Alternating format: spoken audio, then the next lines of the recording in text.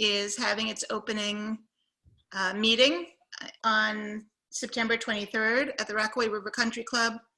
It will be socially distanced. The topic is Your Garden is Not Your Own, and it'll be about having a garden that supports birds and presumably other wildlife, and there will be lunch after. Town Club is also having an outdoor newcomers event combined with its opening event for the season, and that'll be on September 25th. The library has just started an outdoor story time for parents of very young children, and that's in the side yard of the library. That's on Fridays at 10:30. So even COVID-19 will not keep Mountain Lakes down. Mountain Lakes finds a way to build its community and keep its community going, which is a wonderful thing. So I will also mention that something that came to my attention recently. Now that we're so far into the new normal, we kind of take for granted the outdoor seating that's available at our different restaurants. And I know that it's easy to forget that the constraints on indoor dining still have our restaurants and other businesses in a stressed state. And so, this is to ask that everyone on this call support our businesses by keeping them busy as they can be. So.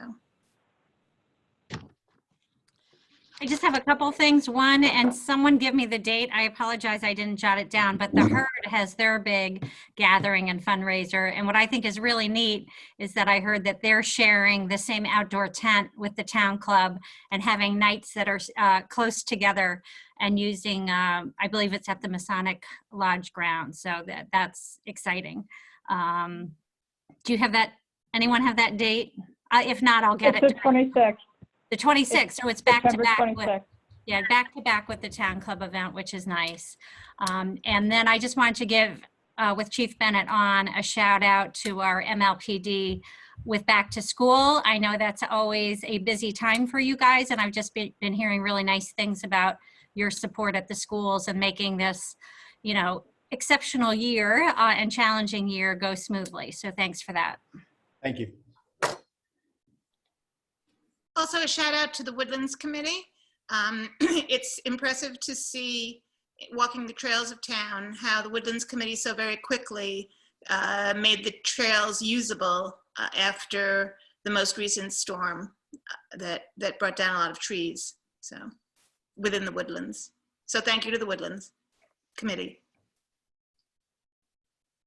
And just to follow up on Lauren's comment, I do think having an alternative for the children is a good idea, just to get on this meeting and announce that the way we've done Halloween for years is canceled without providing something else.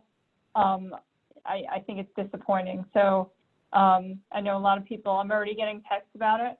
I know a lot of people are going to be very upset. So I'm happy to, be part of any committee that can help our children have as much fun amidst this disaster that people call COVID. I agree. It's one of our biggies. So I just think if we explore the possibilities, that would be the right thing to do. My only ask is that everything does go through the chief, because even though we all want everyone to have fun, there's an element of, there's that other element to all of this. So we want to make sure that if there are expectations and rules, that they're followed. So please work with the chief on that. Any other public comments?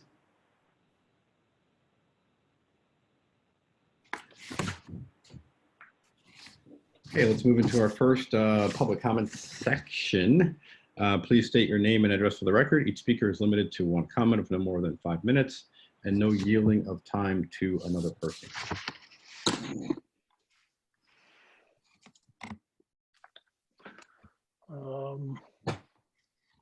There are a couple hands. I'll start with Mary. Can you give your first and last name and address, please? Yes, hello, Mary Jolson, 6 Scarborough Road, Mountain Lakes. I come here as the president of the League of Women Voters to make a statement. The mission of the League of Women Voters is to empower voters and defend democracy. One way we fulfill that mission is through hosting nonpartisan debates, which our league has been doing successfully for 50 years. We take positions on issues, but not on candidates. Following the highest standards and strict guidelines set by the National League, our league has a tradition of excellence when it comes to debates. We never compromise the integrity of the debate. Most recently, in October 2019, the Mountain Lakes League co-sponsored the high-profile Bucco Bomani debate in Morristown. However, the league was surprised and disappointed when the Laker sensibility candidates rejected the league's invitation to participate in a borough council debate. On September 12th, the LRC and sensibility candidates issued a statement stating that the league debate was declined because the league would not denounce bigotry toward Republicans. This statement is not accurate. On September 4th, 8 days before the LRC officially declined the league debate, the Mountain Lakes League wrote a long response to requests made by the LRC. This was just one in a long series of communications between the Mountain Lakes League and the LRC.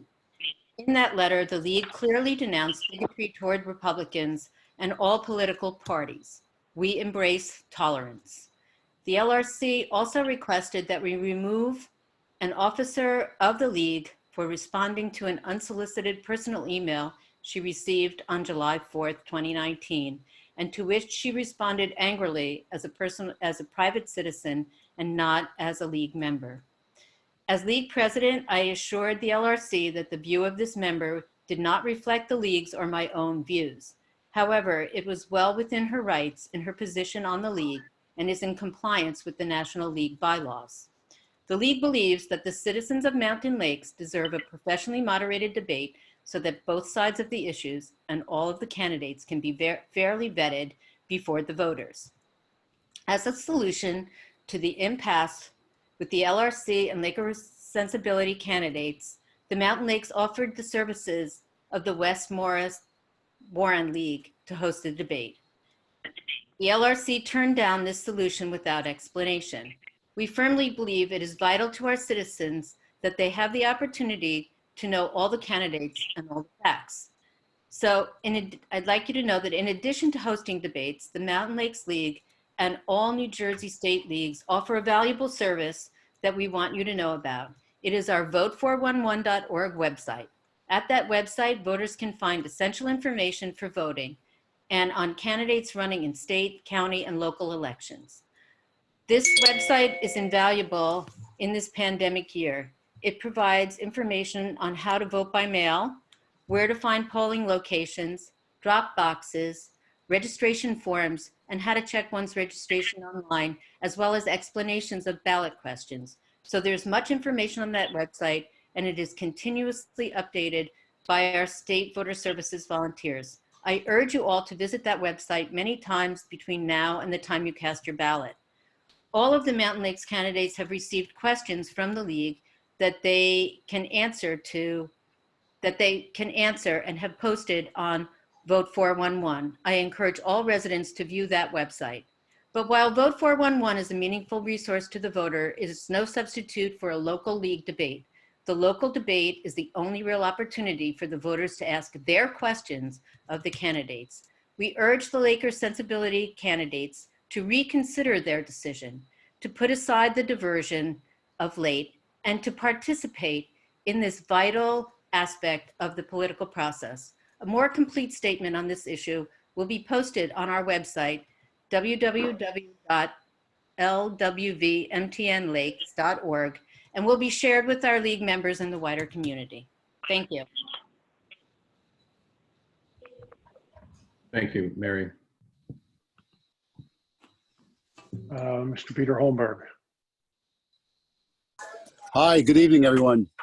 I'm calling regarding, I see you have a goals discussion on tonight, and it's sort of along those lines, and I just wanted to ask that.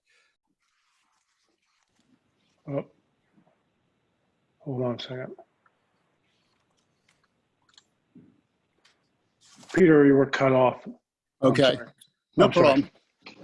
Okay, so just talking about policy, and I think there's been some policy of late that perhaps is not meeting the expectations that it had when it was adopted. And let me give you some examples of that. But I think what I'd like to do is to ask you to think about all policy that you adopt, that we adopt, in terms of its long-term sustainability, its intended and its unintended consequences, and whether or not it's enforceable. So I have a few examples, and the first is around something I had talked to council about earlier in the summer when we were talking about parking issues at Island Beach. And an ordinance was adopted to prohibit the parking of some early morning swimmers that were going there.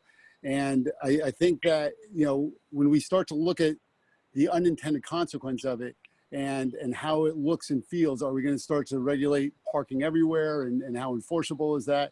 And sure enough, there's now parking going on there, but no longer by the swimmers, but now by the Craig School. And the parking lot has been packed a number of times by idling buses and whatnot. And so now it becomes, are we not going to, you know, put a police officer there each day as we had with the swimmers? And are we no longer enforcing it? And if so, what was the intended consequence? What was the unintended consequence? And I hate for it to appear to be discriminatory in any way. The second one is around the split in the DPW that was made a little over a year ago. And I don't know if this is a direct correlate, but I do know that there are a lot of you know, unintended consequences of storm drains being cleared, of brush overgrowing on sidewalks on the likes of Pocono, Morris, and especially the Boulevard. Especially important when we're looking to social distance when we're on those roads and the brush is just simply overgrowing from the sidewalk.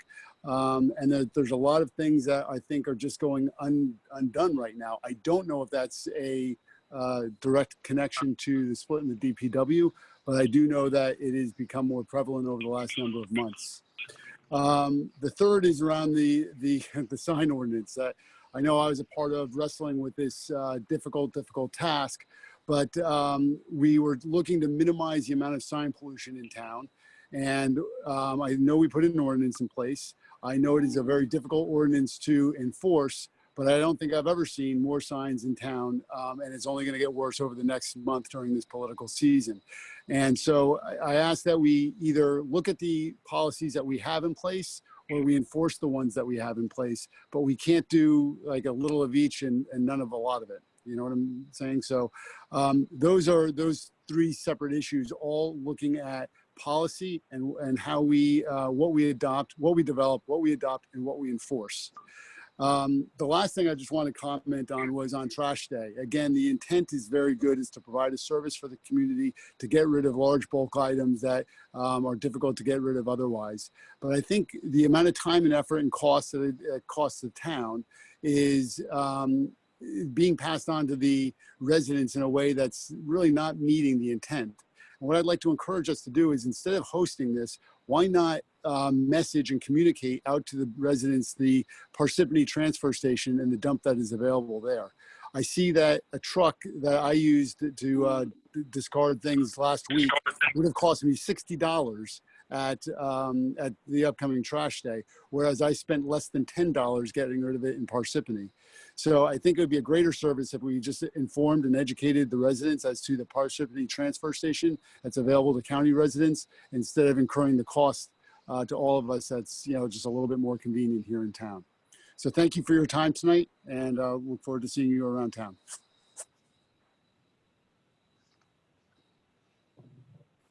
Thank you, Mr. Holmberg. Anyone else out there, Mitchell? Yes, Sue Ann Sylvester. Sue Ann, your address, please. Good evening. I'm Sue Ann Sylvester, 33 Hanover Road in Mountain Lakes. Everybody can hear me? We can. Perfect. Okay. I know many residents have been upset by the number of unsolicited political emails sent throughout town. So the source of these email lists is a concern. Many people may not be aware of the Can-Spam Act of 2003, which was enacted to set rules for commercial email give recipients the right to have you stop emailing them, and spelling out tough penalties for violations enforced by the Federal Trade Commission. Harvesting email addresses is one of those violations. Each separate email in violation is subject to penalties up to $43,280. Recipients must have consented to receive the email, or they must be alerted to a meaningful reason why they have received the email. For example, you have received this email because you are a registered voter in Mountain Lakes. If desired, recipients can opt out. Harvesting school district directory emails, sports teams emails, club emails, or borough council department emails is a violation. Ironically, the same resident who upset the Laker Republican with an angry response after receiving one of these unsolicited emails has been receiving emails from the Laker sensibility candidates seeking her support, including the recent email blast featuring an excerpt of her message sent to hundreds of residents on their list. I doubt that resident consented receiving emails from that group. Email marketing platforms like Constant Contact or GoDaddy have very specific guidelines for the clients who use their services. Users should be following the FTC guidelines. My question to the borough is, what protocols does the borough have in place to ensure our residents' privacy and their email addresses which are registered for borough business, alerts, and activities are protected?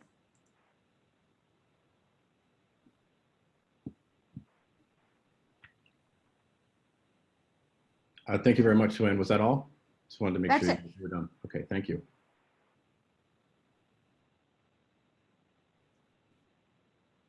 Anyone else that you see out there, Mitchell? No, I do not.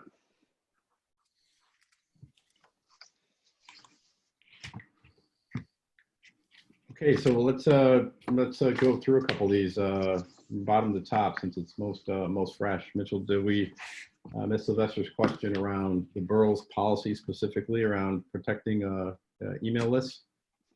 Yeah, so our policy is we do not rent, sell, or give away our email list to anybody at all.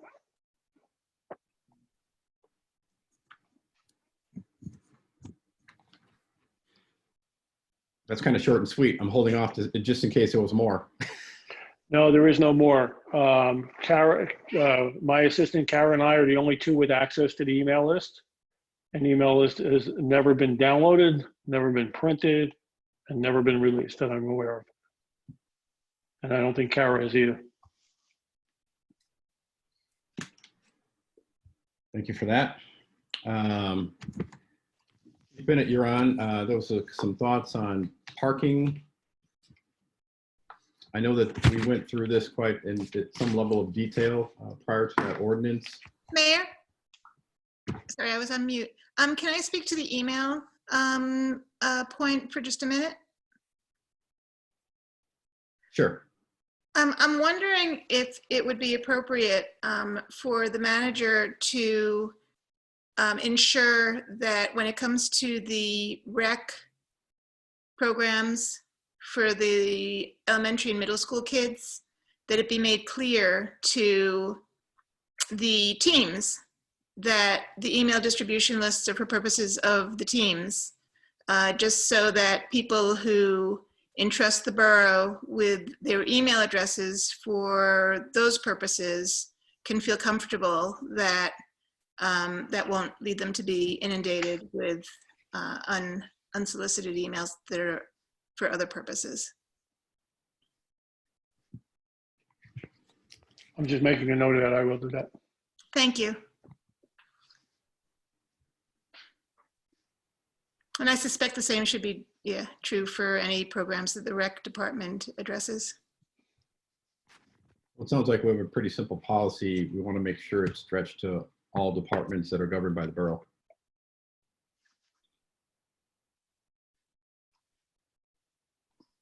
Muted, Audrey. Audrey, we can't hear you. Yeah, I just said I don't think we've ever had a problem with the recreation department or any departments at Borough Hall giving away emails to any groups in town or individuals, actually. Well, actually, Audrey, I wasn't thinking of the borough employees. I was thinking more of the parents that participate on the teams. So in other words, But no, I could just tell you from having been recreation director, you don't send the blast, where people can see emails. It's blind copied, and Yeah, they're usually. pretty protective of the emails. I do know that the home and school bulletin, if I'm not mistaken, or the home and school bulletin, I believe, has the binder that they send out every year, and it has everyone's email addresses in there. So I think if people don't want to be, they should probably not give their email out to be in that, or should be able to opt into that email. Oh, right. Well, I was just talking from the borough program. No, I understand. I'm just saying that that's another avenue where people can grab emails and fill out their list. So I don't know for Sue Ann Sylvester if that's a consideration. I think we can only handle our end of it, so I would just ask that Sue Ann make the same request, right? Right. To the other bodies in town to do what's right with the emails.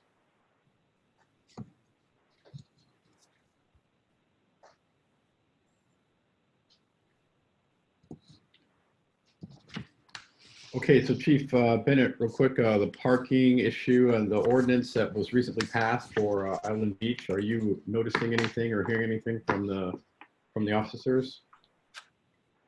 Mayor, no, not as of yet. So far, since the passage of the ordinance, we have not made any new areas restricted parking. So nothing has changed as far as where people can park or cannot park right now. We certainly, to Mr. Holmberg's point, we don't want to be discriminatory in any way. My understanding was that the passing of the parking ordinance was specifically so that if we ever found ourselves in a position where where the residents could not use areas because it was so inundated with people parking, that we had an alternative to where we could temporarily, or depending on how long is necessary, change the parking restrictions.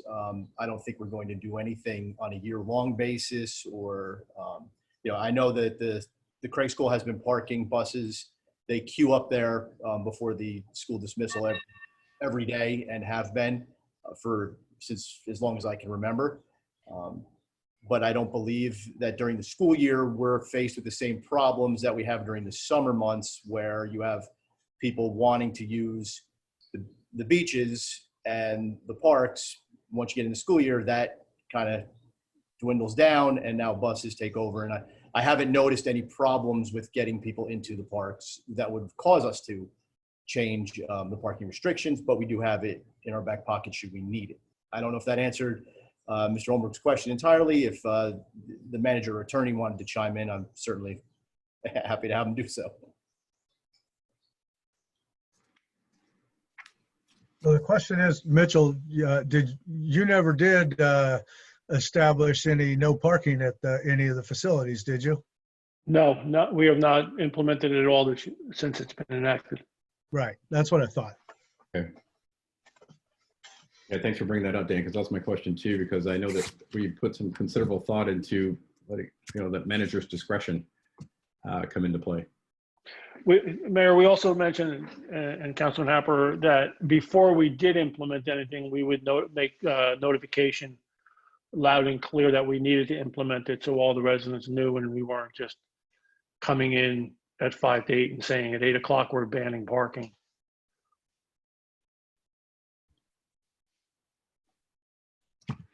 Thanks for that, Mitchell. While you're at it, is there anything that you're aware of related to brush in the walkway still? I know that there were we went through, obviously a trying time after the most recent storm, but if you can just update everyone on where that stands. I did receive a complaint on some weeds growing in the sidewalks about a week ago. I know the guys were behind, as you said, with storm cleanup. I do believe they got to it. I will double check and make sure everything is back onto a normal routine maintenance schedule and that it's being complied with.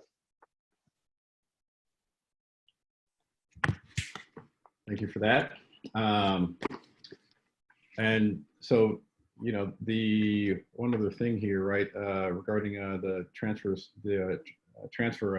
station there in Parsippany,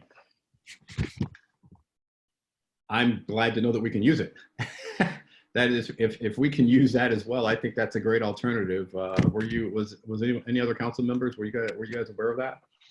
Yes, yes. And actually, we do publicize that as well. I mean, we have publicized that on our website and also via some e-blasts.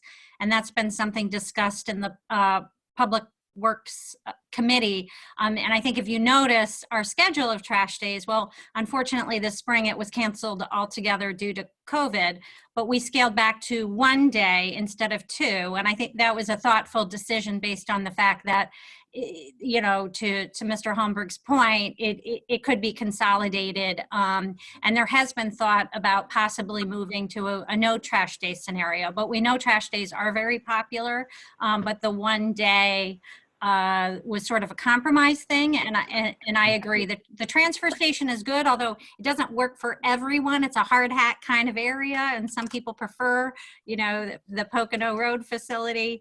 But it is a great option, and it is pretty inexpensive. I guess I had heard about it, but I thought that it was just like trash day. It was something we could use periodically, but it sounds like it's something we can use routinely if we chose. Yeah.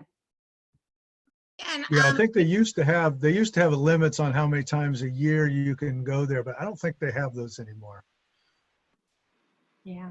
well, I was totally unaware that we could use it. And the only information I had about the Parsippany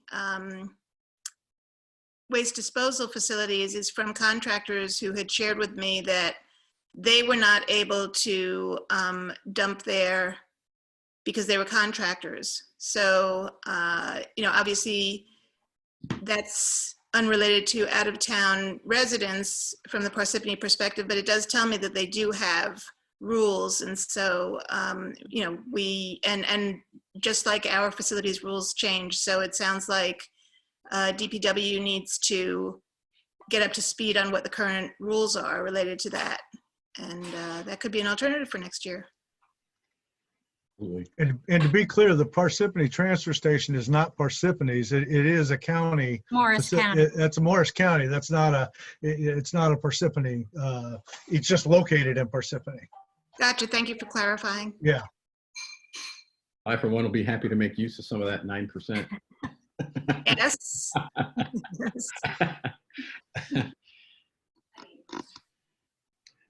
I wanted to jump final in, comment here. I'm sorry. Go I ahead. just wanted to jump in before you move on, Mayor, on Mr. Holmberg's third point, mostly because it's something I've heard a lot about as well, with regard to Yeah, I was just going to signage. ask Bob to comment on Yeah, something. and I just wanted to support his comment in that I've heard a lot about this, and there seems to be inconsistent enforcement of the sign rules. So you have sign rules, but graduation signs are okay. You have sign rules, but, you know, support first responder signs are okay. Some political signs seem to be targeted. I think, you know, people are very upset about how a lot of our ordinances, because of course something happens and then, you know, there's a bandwagon effect. So there seems to be people in town who have reached out to me who are saying, you know, there's inconsistent enforcement of rules. There's inconsistent enforcement of, you know, things in the right of way, be it rocks or stones or you know, different yard items. And there's inconsistent and people have been told, you know, we got a complaint. And that's why this is being enforced. And I think as a municipality and as a council, we need to make a decision that that's not how we enforce our codes. It's not because you get a complaint, it's because it's against ordinance. And I just think that we really need to think about that, and especially obviously moving into this election, because it's pretty touchy, it seems, from what I'm hearing. And Bob, if I could ask you to kind of summarize the sign ordinance and where things are at, I think that would be very helpful. I know it's come up a number of times in the past, and this will help you remember it, right? Going through it once again. So if you can go through what Yeah, some of the issues are. just briefly, Mayor. I mean, the whole area of regulating signs is a unbelievably difficult area for municipalities. And when you see challenges to signs, we had a recent Supreme Court case that was a challenge to an attempt to limit directional signs. It is feeling like more and more the regulation of signs has become something that is extremely difficult for municipalities to come up with an ordinance that can meaningfully do so. Obviously, we want any regulations we have to be enforced in a way that is consistent and that does not target one particular type of sign, particularly based on content. So in discussions with the township manager, when issues started to come up about signs and how we regulate, particularly political signs in this season, I think the conclusion we reached is the one area where I think we do have a right to regulate is regulating signage on our municipal property as opposed to private property. So that is an area of focus. Has it always been an area of focus? Probably not. Are occasionally signs maybe a couple inches out of the right of way? And does that get missed? Do we want our zoning officer running around always with a tape measure to check it? Probably not. But that is an area where it's our property and we get to control it. But we do have to, I agree with the comment you were alluding to, Audrey, we do have to do it consistently. If we're going to regulate in our right of way, we've got to be making it clear that we always regulate in our right of way and not just roll this out at election time when signage tends to be more upsetting for people. So I think there's going to be an attempt to do that, as I understand in talking with the borough manager, to focus on that issue and focus on some of the other things. We have some sign limitations, size limitations of signs are probably appropriate. But again, when it comes to political signs, that is a really tough area to do. And I think this council knows we spent some time looking at potential changes to sign ordinances. Yeah. And we just kind of at the end of the day threw up our hands and said, it just feels like whatever we try to do when it comes to signs, just seems to create difficulty for us that really doesn't feel solvable right now. So yeah, I think the area we've chosen to sort of focus on is signs on borough property. We feel confident that we can defend that, but we must do that in a way that's consistent. And when it comes to political signs, we're not telling people that they cannot or may not put political signs in their own yards at some point in time, near an election, or take it down at an election, because as courts have pointed out to us, that does raise some concerns. You can have political speech year round. We just see a lot more of it during elections. So I think that's where we're at, and I think we hear the need to be consistent. And I think Mitchell's attempting to, with our code enforcement officer, attempting to do that. And what Bob, oh, go ahead. Yeah, I just wanted to, when you're saying borough property, but can you clarify that for people? You are talking not just in very specific borough owned lots, but you're also talking about the right of way that we have. Right. Is that correct? Yeah, I am talking about that. When we talk about borough property, a lot of times the right of way is actually owned by the borough. Sometimes it's not. Sometimes the borough has an easement, the public has a right to move in it, but we still categorize that as borough property. And we have an ordinance which says, you can't put things in the right of way. And I know that we've struggled with the enforcement of that at different times, and I'm sure we're going to continue to struggle with that. But that is to draw a line between those parts of the right of way that we have fee ownership to and the parts of the right of way that we just have the public just has a right to pass on, just isn't a workable solution. So yes, Dan, I do mean the right of way across the board. Thank you. Yeah, thank you. And a question for the manager. I understand, because I've had calls too. I understand that there is code enforcement going out at this point in time to people. And is that being done on all types of signs? It is anything that's in the right of way and anything that is over the 12 square feet. Okay, Anything, thank you. yes. Along the roads, the right of way varies throughout town. How are you determining that from street to street? We have a list of the roads and all the right of ways, the total width, the right of way, the planting belt, and everything else. It's in our ordinances, Tom. It's also available Anybody on can the, find it. it's also available on the borough's website on the Shade Tree Commission's page. Okay.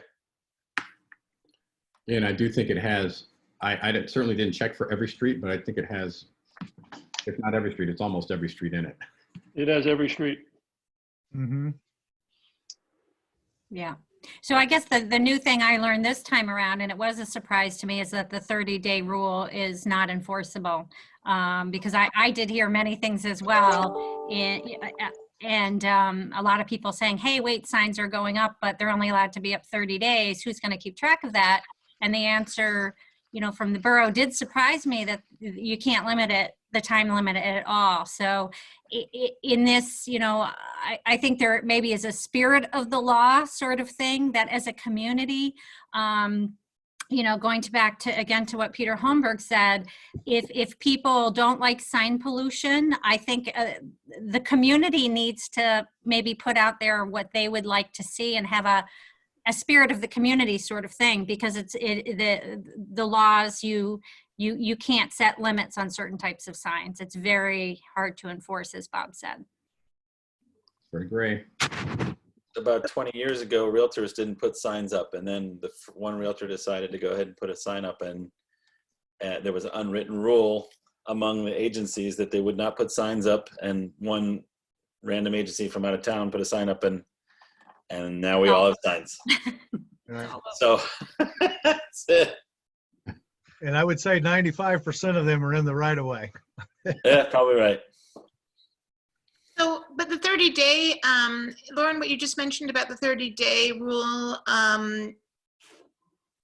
For signs of political content. political signs, yes, agreed. Okay, yeah. But yeah. then one can argue what defines political content, and it really can be a can of worms. I don't think we want to launch all, but I see Bob nodding. He knows. Like, you can make cases for things. So I just. Exactly right. I think this is a I losing think battle. the community setting, that may be the way to go. Usually some self-regulation goes a long way. I think that I can tell this one here that I know this has come up in the board very recently. I think it's going to be on their, let's call it their mid to long-term eyesight for review and evaluation, is to look at the sign ordinance and see what propositions can be updated in there. But it will not be a quick process. Right. And just on the other one that I think Mr. Holmberg had talked about, on the maintenance, it is clear that we should be, making sure that we have a schedule of maintenance items, because a lot of these things have nothing to do with the storm. They were growing up. Mitchell gets notes from me because I walk a lot in town about a lot of places. So it's one of those things that might have slipped as we changed over all of our directors and everything, and we probably ought to make sure that we do have, and they do understand where all the borough-owned properties are, because we do have a lot of borough-owned properties throughout the town that need to be just maintained at least at the edges of the roads and over sidewalks and that type of thing. Yeah. And I wanted to comment as well. I mean, I've lived here 12 years. People know me. I'm a big walker. It's been like this. I haven't seen any change. In fact, actually, personally, I've seen an improvement. People may, have different opinions on that, but I really do encourage people, if you see an issue, you can share it with the DPW. They're very responsive, and that, that's the way to go. Share something with the manager or directly with the DPW. And Mitchell, is it correct? I know that on the borough website, we have that work order right on that home page. You have to scroll down, but it's on the bottom right part of the home page, where a borough resident can enter, enter a work order for DPW. Absolutely. Okay, good. Right, but let's be clear. We do not want to have a town administration working on only addressing things that come in. We should have there should be a set plan. Maybe Yeah. that's something that we should go back, that maybe the DPW committee could put that on their agenda to look at, just to make sure that we have an appropriate kind of maintenance schedule, to keep all these things looking looking good. So Sure that would be thing. good. So Mitchell, I know that prior to you, I know that because I had asked, right? I know that there was not a set timetable or a schedule to get things done. Are they working on that now, or do they have one? They do have a maintenance schedule, a cutting schedule. They have set employees that usually take care of set tasks. And I do want to say, I have seen our DPW employees do a tremendous job this year. I have never seen our beaches this used. I have never seen our local recreational facilities used as much as they have over this summer. I mean, it's been great to see people out and enjoying what we have to offer. But you can tell the garbage cans are full at the end of the day.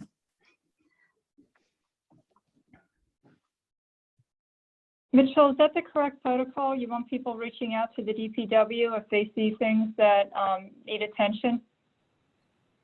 I'd actually prefer if nobody had to call DPW and they were able to get everything. But yes, if something's missed or somebody sees something, absolutely. They can email DPW through the website, or they can email me and I'll be happy to pass it on. So if someone reaches out to me, I should encourage them to email you then? Me or DPW, either one. And it's it's set up very easy now. It's dpw@mtnlakes.org. or manager at mtnlakes.org. Okay. I know in the past you had said you prefer that it all goes through you. So for resident request, non-council can go directly to DPW.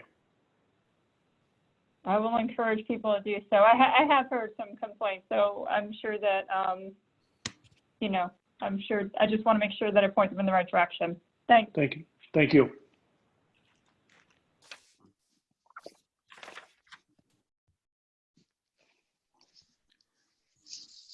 Okay, moving on here. Let's move on to our first discussion item here. I think Rick's on the line. Rick, sorry, you're still out there. I hope we're going to be talking about our reassessment schedule update.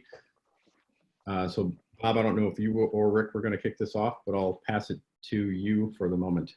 Okay, well, I think the purpose of having this on as a discussion item was the council made the definitive decision that we need to do a total reassessment. And we move forward based on that decision to get approval from the county board, which is of course required, and then the State Division of Taxation. So the borough has received the approval to move forward with a borough-wide reassessment.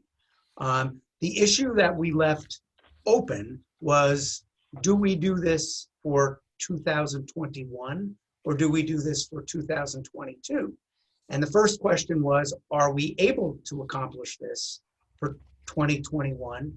And I think Rick's answer back to us had been, yes, we are, but we need to move forward. And I think Rick, feel free to interrupt me if I'm wrong, but I think tonight really is the deadline to make that decision if we're going to do this and introduce the ordinance to fund the reassessment, if we're going to get this accomplished for 2021. We have the approval to do it. So even if it begins and they start the process of doing it, if for some reason Rick were to get back to us and say it's just too much of a challenge with COVID and other things to get this accomplished in the period of time that we have, we would still have an opportunity to go back to the county board. And I'm sure based on the circumstances, they would understand and allow us to move that forward. So, but ultimately it needs to be a council decision when we do this, and we need to all be on board with it. And then Rick, I'll throw it to you to talk about what the schedule would be like if we were to accomplish that. Well, the good news is we have a town that has 1,500 residential properties, and by comparison, this is a small town. So with a firm coming in, appraisal systems coming in, with a large staff, it's very easy to accomplish the workload between now and the end of the year. As far as the inspections are concerned, yeah, the exterior inspections, no problem. We can manage that very easily in the time frame. The interior inspections is a different story because of what we're dealing with COVID. I can tell you that in other municipalities where we're currently doing inspections, we have sent out a letter explaining that we are going to do an exterior. Our inspectors will be, in addition to having the identification, they will have the proper PPP, protective gear. We'll knock on the door. If you're comfortable letting us go through with the mask and so on, we'll do the inspection. If you're not comfortable, we could either wait for a later date, or we're offering what's called a virtual inspection. And it's actually, surprisingly, it's been working out pretty well in the other towns, where either via Zoom or FaceTime or some other app on your phone, our inspectors kind of, will walk people through the house, to see the kitchen, the bathroom, the basement, and so on. I've done a few myself, actually, and it works. It actually does work. If people are comfortable with the technology. And people are also comfortable, some people are comfortable with our inspectors going in so long as they have, masks on. I think people are starting to get used to other professionals now entering their home, whether it's the plumber or the electrician or the cable person. But honestly, yeah, there are going to be, probably more homes that we do not get into if it were a typical year. But Bob and Mitchell and I kind of put it out there. Well, let's see how things play out over the next 3 or 4 months. And if we get into December and we don't get in any of the houses, and it's just making the job difficult in terms of, the accuracy of the values, we could have a discussion about, okay, maybe we need to put this thing off until such time as we can do it and do it right. But drawing from my experience in other towns, I'm confident that I think we can do a decent job between now and the end of the year. But again, I don't know what's going to happen. Entirely different things could happen over the next several months.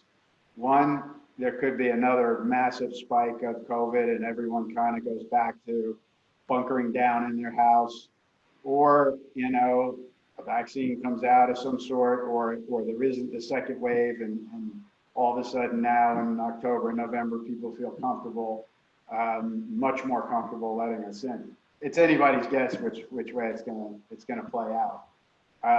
But I think, given what I'm seeing and what we've talked about now numerous times over the last couple of years, it's worth a try, because everything that we talked about in terms of the issues that we have in town, with certain property types being overassessed, certain property types being underassessed, everything being out of whack, so to speak, that's only going to get worse with everything that's going on with COVID, because I'm already starting to see spikes in property values of certain homes versus other homes in other towns. And this is one of those years where by doing nothing going into the spring of 2021, it really could be difficult in terms of both me, the assessor, explaining to people the disparities, as well as Bob and I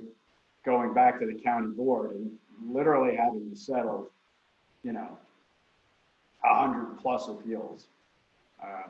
So my personal opinion is, A, we absolutely can get this done in terms of the timing, assuming, we can get inside, the homes. And B, if things kind of fall apart over the next 2 or 3 months, since we were never actually officially ordered and it's a voluntary project by the borough, the council can make a decision based on my reporting as to what they want to do going forward.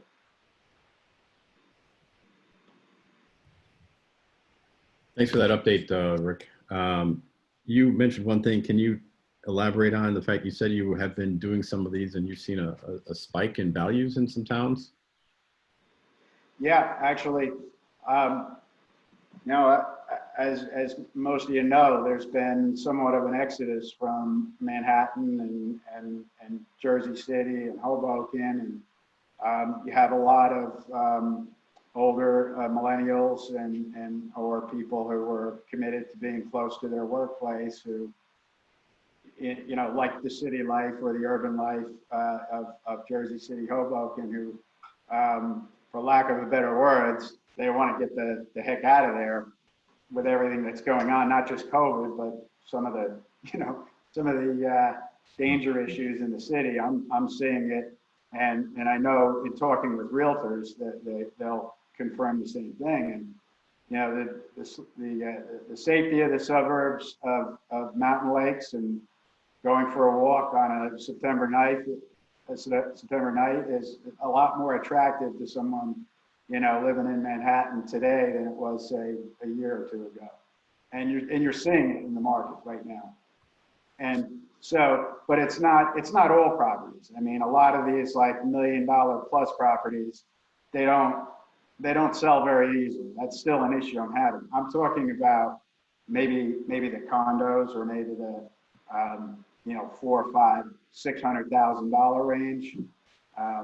Those I'm starting to see pop, and not just this town, but a lot of other towns.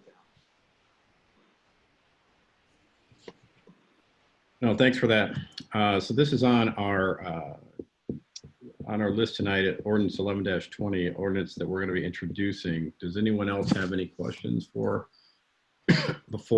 Bob or Rick, before we go around the horn? I know we've talked about this topic about the reevaluation at length on a number of occasions, but they're here. Mayor, I do have a couple questions if you don't mind. Please. Okay, one thing that I have been interested in, because when you see emergency appropriation, you have questions, but I mean, that's indicating the fact we're doing it outside of the general budget cycle, but it is a $125,000 expense. I think part of the reason and part of the justification the council has talked about wanting to do it now is so that next spring there aren't 100 tax appeals and appeals we have to settle, and that would save the borough a lot of money. So my question is, do you have data? I thought I had asked for that at one point in time to kind of look at the last 2 or 3 years to understand how much have we paid out for those tax appeal settlements, so that if we move forward with this now, we'd essentially be trying to prevent that expense coming next year. So that's one question, kind of looking at the financial justification for doing it now. And then the second piece is, one of my concerns about doing it now is that it's strange times. It is COVID, it is, unusual back to school year, that people are just very overburdened right now. And I'm wondering what's sort of their attitude when someone does knock on their door. Is this an overwhelming request for a homeowner that you're doing this inspection, or is it sort of, hey, no big deal sort of response? I'm sure you get a variety, but what's sort of the general tone of the homeowner's response? Those are my two things I wanted to ask about. To answer the second question first, it definitely is a mixed bag. You have a growing number of people who are kind of accepting this as the new normal, and they realize that they can't just keep bunkered in. As I said before, they have to allow people inside their homes, whether it's they're landscapers or they're doing construction work in their house, plumbers, electricians, cable, pest control, etc. Back in March, myself included, I didn't let anyone inside my house in March. But now I've already had a lot of professionals going through my house, and I'm seeing much more people relax with our personnel. Now, they still want to make sure they're wearing the mask and not go near the person. Social distance, 6 feet or whatever. But you are seeing a lot more people, be comfortable with that. As I said, also the whole virtual inspection actually works pretty good. Our inspectors are pretty good at directing people, okay, pan your kitchen, pan your bathroom. They know exactly what they need to look for. They know exactly what to see. Go down in the basement. It's very easy I can see everyone's room right now, and I can learn a lot about the quality and finishing of the rooms that I see just on this Zoom meeting. So technology has allowed us to do a pretty good job with virtual, and that does a lot of people are opting for that. But it's a mixed bag. How's Mountain Lake's going to be? We'll see. And is the environment going to change based on something new over the next month or two? Is anybody's guess. The first question, I know the data exists. I'll have to get it to you because I remember seeing it on a spreadsheet that either Bob and myself, Mitch, we were kicking it around. I think the auditors might have asked for that as well. I do know this past year we were looking at about $400,000 in refunds just at the county tax board alone. That doesn't include any of the state work that we've talked about. Now, $400,000 is a lot, considering usually after I make one of these adjustments, it's been under $10,000 because again, that you're taking any basis for an appeal away from the homeowners by doing what we're doing before it becomes an appeal. And so, are you going to stop appeals next spring altogether? No. Are you going to drastically reduce the refunds because you're really not settling anything because,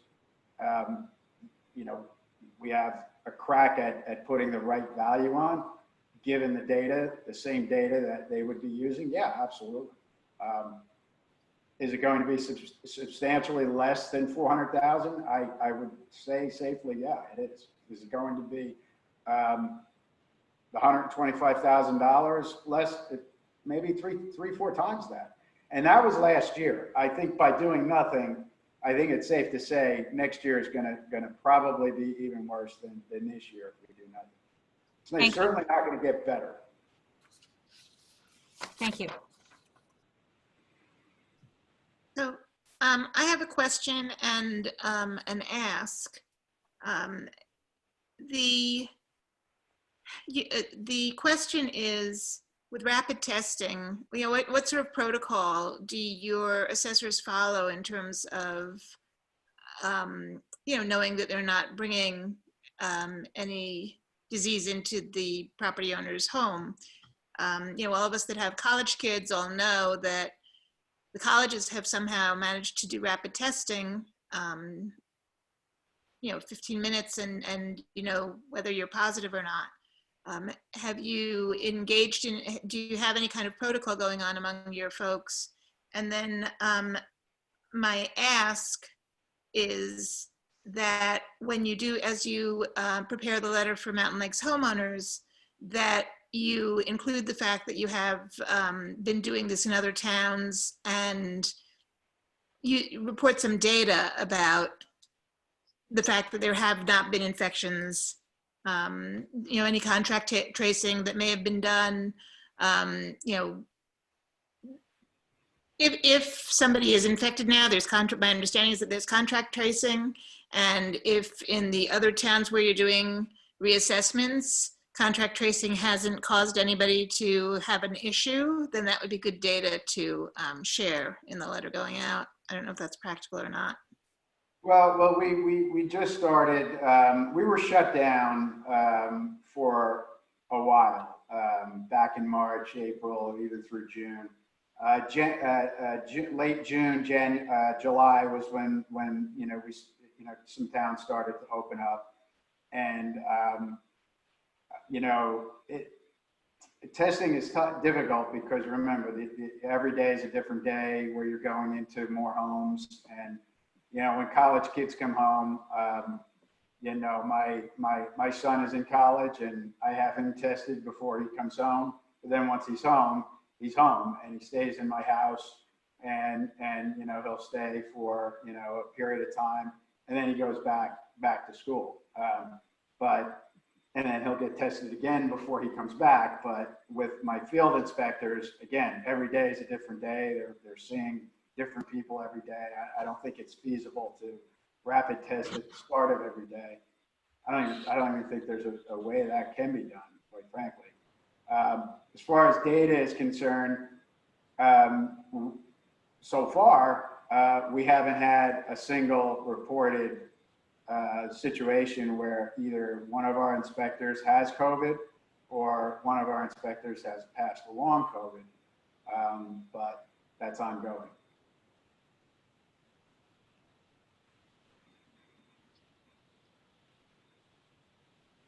A protocol of testing, say, once a week is not a bad thing.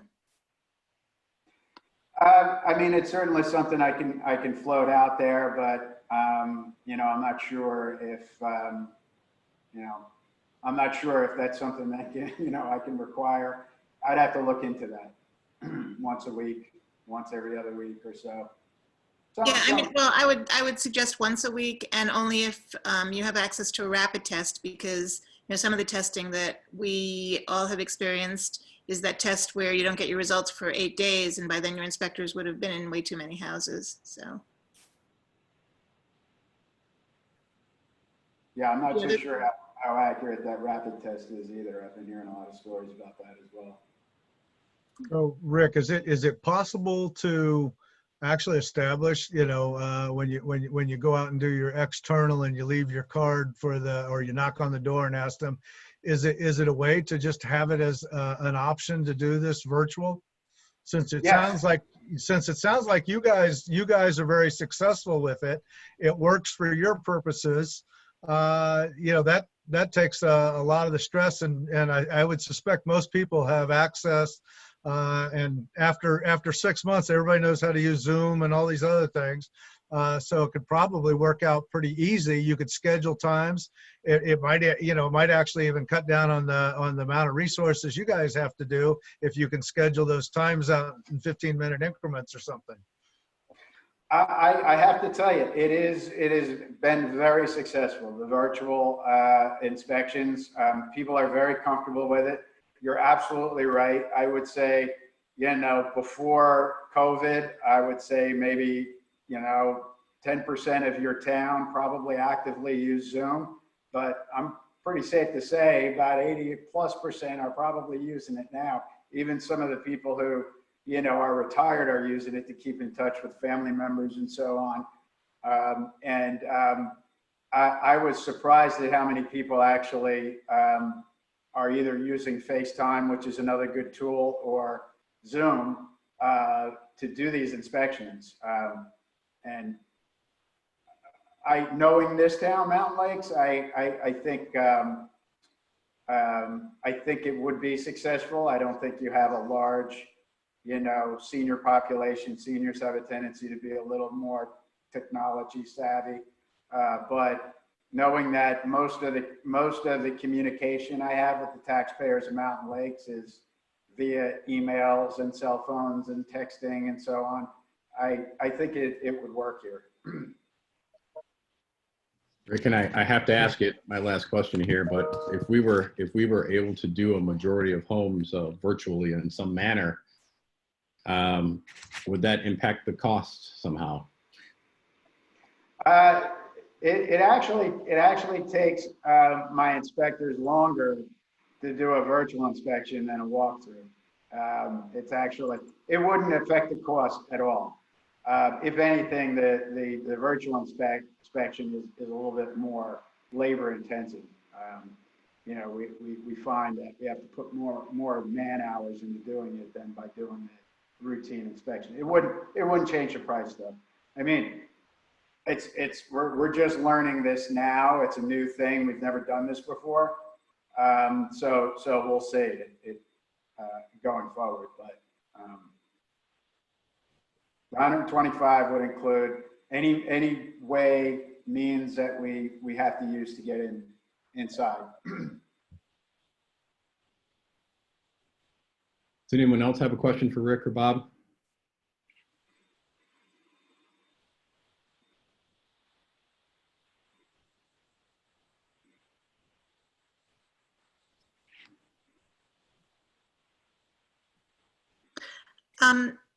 The draft letter that we have, it was missing some information. So what would be the process, the step-by-step process if we were to, I guess we introduce the ordinance tonight, and then would there be an updated draft of the letter? Can you talk us through what the process would be and when the reassessments would actually start? When you say the letter, are you talking about the ordinance? I know I looked at the ordinance today. No, Rick, she's referring to the letter you drafted to give out as an example of what you'd like to send out to people in Mountain Lakes. We did distribute that to the council. Yes, okay, so that they could see it. Okay, understand. So that again, it's a draft letter. If anyone on council feels that they want to add anything to it, now's the time. I'm happy to do whatever you feel is the right language. We can add, we can take out. Once we agree that the letter is satisfactory, and if the ordinance is passed, then we can send the letter out to the public. Once the public receives the letter, then the inspection process starts, knocking on doors, going through some of the things that we've discussed. That typically will take probably the better part of the next 2 or 3 months. While that's happening, I'll be looking at all of the sales data, both from October 1st last year, but more importantly through sales coming through right now, just to see the effects of sales that are happening or under contract as a result of COVID, to put a game plan in place with where I'm going neighborhood by neighborhood. And then once all the data comes in from the field, and once the analysis of the sales for the residentials and the market data, income and expenses from the commercials.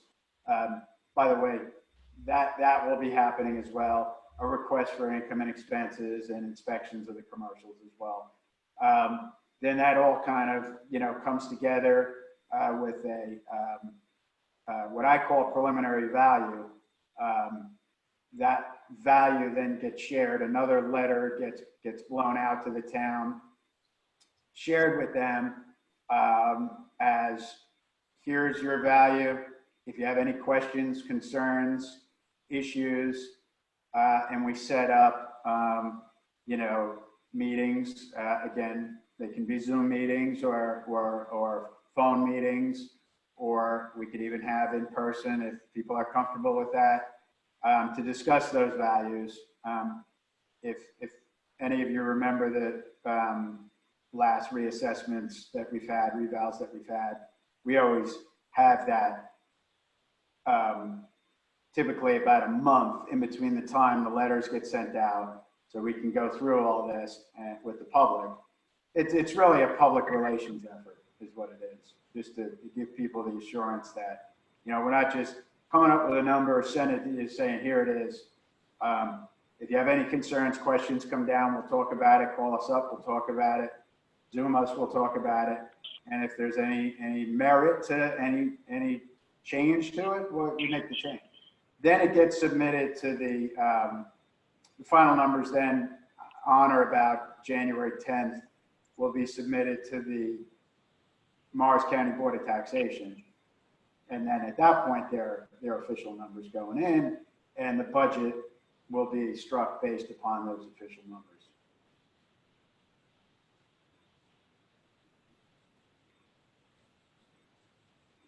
Is it practical to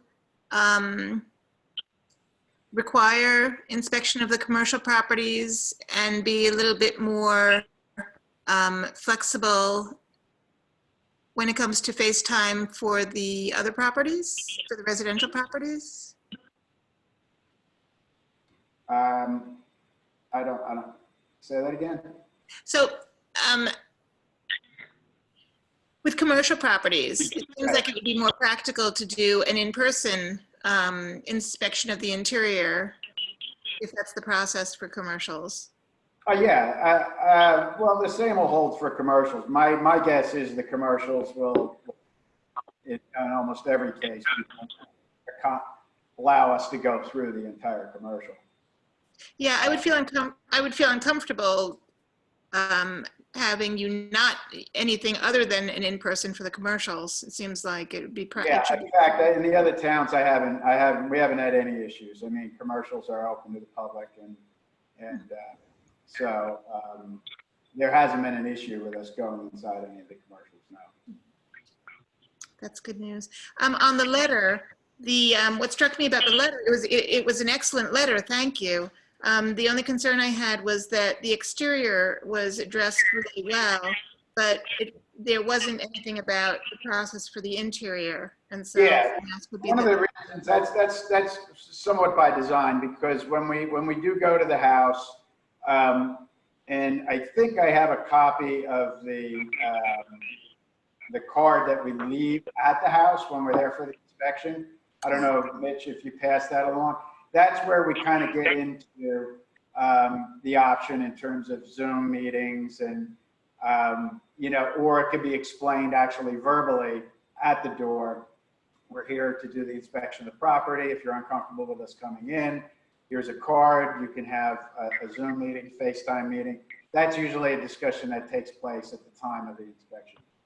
So my ask would be that you add just one sentence about that to the letter, saying, at the time of the exterior inspection, a card will be left that will explain the process for the interior inspection. Okay. Yeah. Sure. Thank you.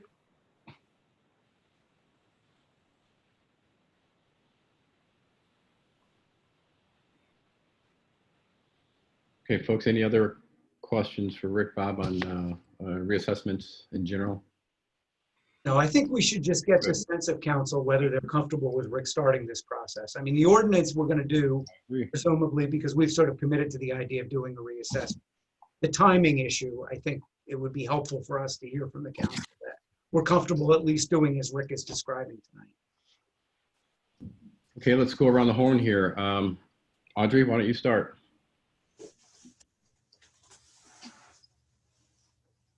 We've had conversations about this. One of my concerns is doing it right now while prices are in flux. We are overdue for sure. So I'm thinking, actually, I don't have a real solid answer. I mean, I know I'm not hesitating because of COVID. I'm hesitating because I think that it can be done, in whatever way that people are comfortable, but I'm more concerned that doing it now is not the best use of money because we could see another change quickly and be back in a difficult situation of needing to reassess again. So that's my concern. Can I just respond to that in that yes, please. Remember, we are engaging in the annual reassessment. So what we're doing is this 5-year plan. The 125 is the big number for this year because that's the full reassessment. But then if you looked at the contract for an additional $25,000 per year, it's a full reassessment of all property. I'm sorry, it's a reassessment of all properties each and every year thereafter. So, and that's what a lot of these municipalities are opting to do, because if we set values October 1st, 2020, spend $125,000, and there are changes that take place in the spring of 2021, we are doing this again at a cost of only $25,000, and all of those changes can be readdressed and moved either up or down going into 2022. So when we had talked about it originally, Rick, you mentioned that it would be sort of different sections of the different neighborhoods that would be reassessed each year, but you're saying that all houses are reassessed every year? Yes, don't confuse it. I'm talking about the inspections. The inspections verifying the data will be based on a 20%, 25% per year. But yes, every assessment is changed each and every year.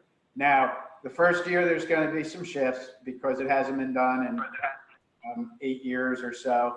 But next year it's going to be, it's more of a maintenance thing. So if we start to see that certain neighborhoods are straying a little bit based on market forces, we can make those minor adjustments next year, and then the year after, and then the year after, and we're keeping up with, part of the reason why there's going to be shifts when I put these new numbers on is because we've done nothing since 2012. We've just dealt with the numbers that I put on in 2012. The only time I change those numbers is either when somebody puts an addition on their house or somebody appeals it. And so we talked about how that in this day and age, it's not smart to go about it that way. A lot of municipalities are realizing that. And so your concern is that, and it's a valid one, that, okay, we put this on given the current market conditions, but let's say market conditions, turn on a dime in the spring of 2021. Okay, well, we'll take the numbers that we have in place and we'll make those adjustments going into 2022. And we don't have to go through $125,000 full process. It's more of a maintenance at that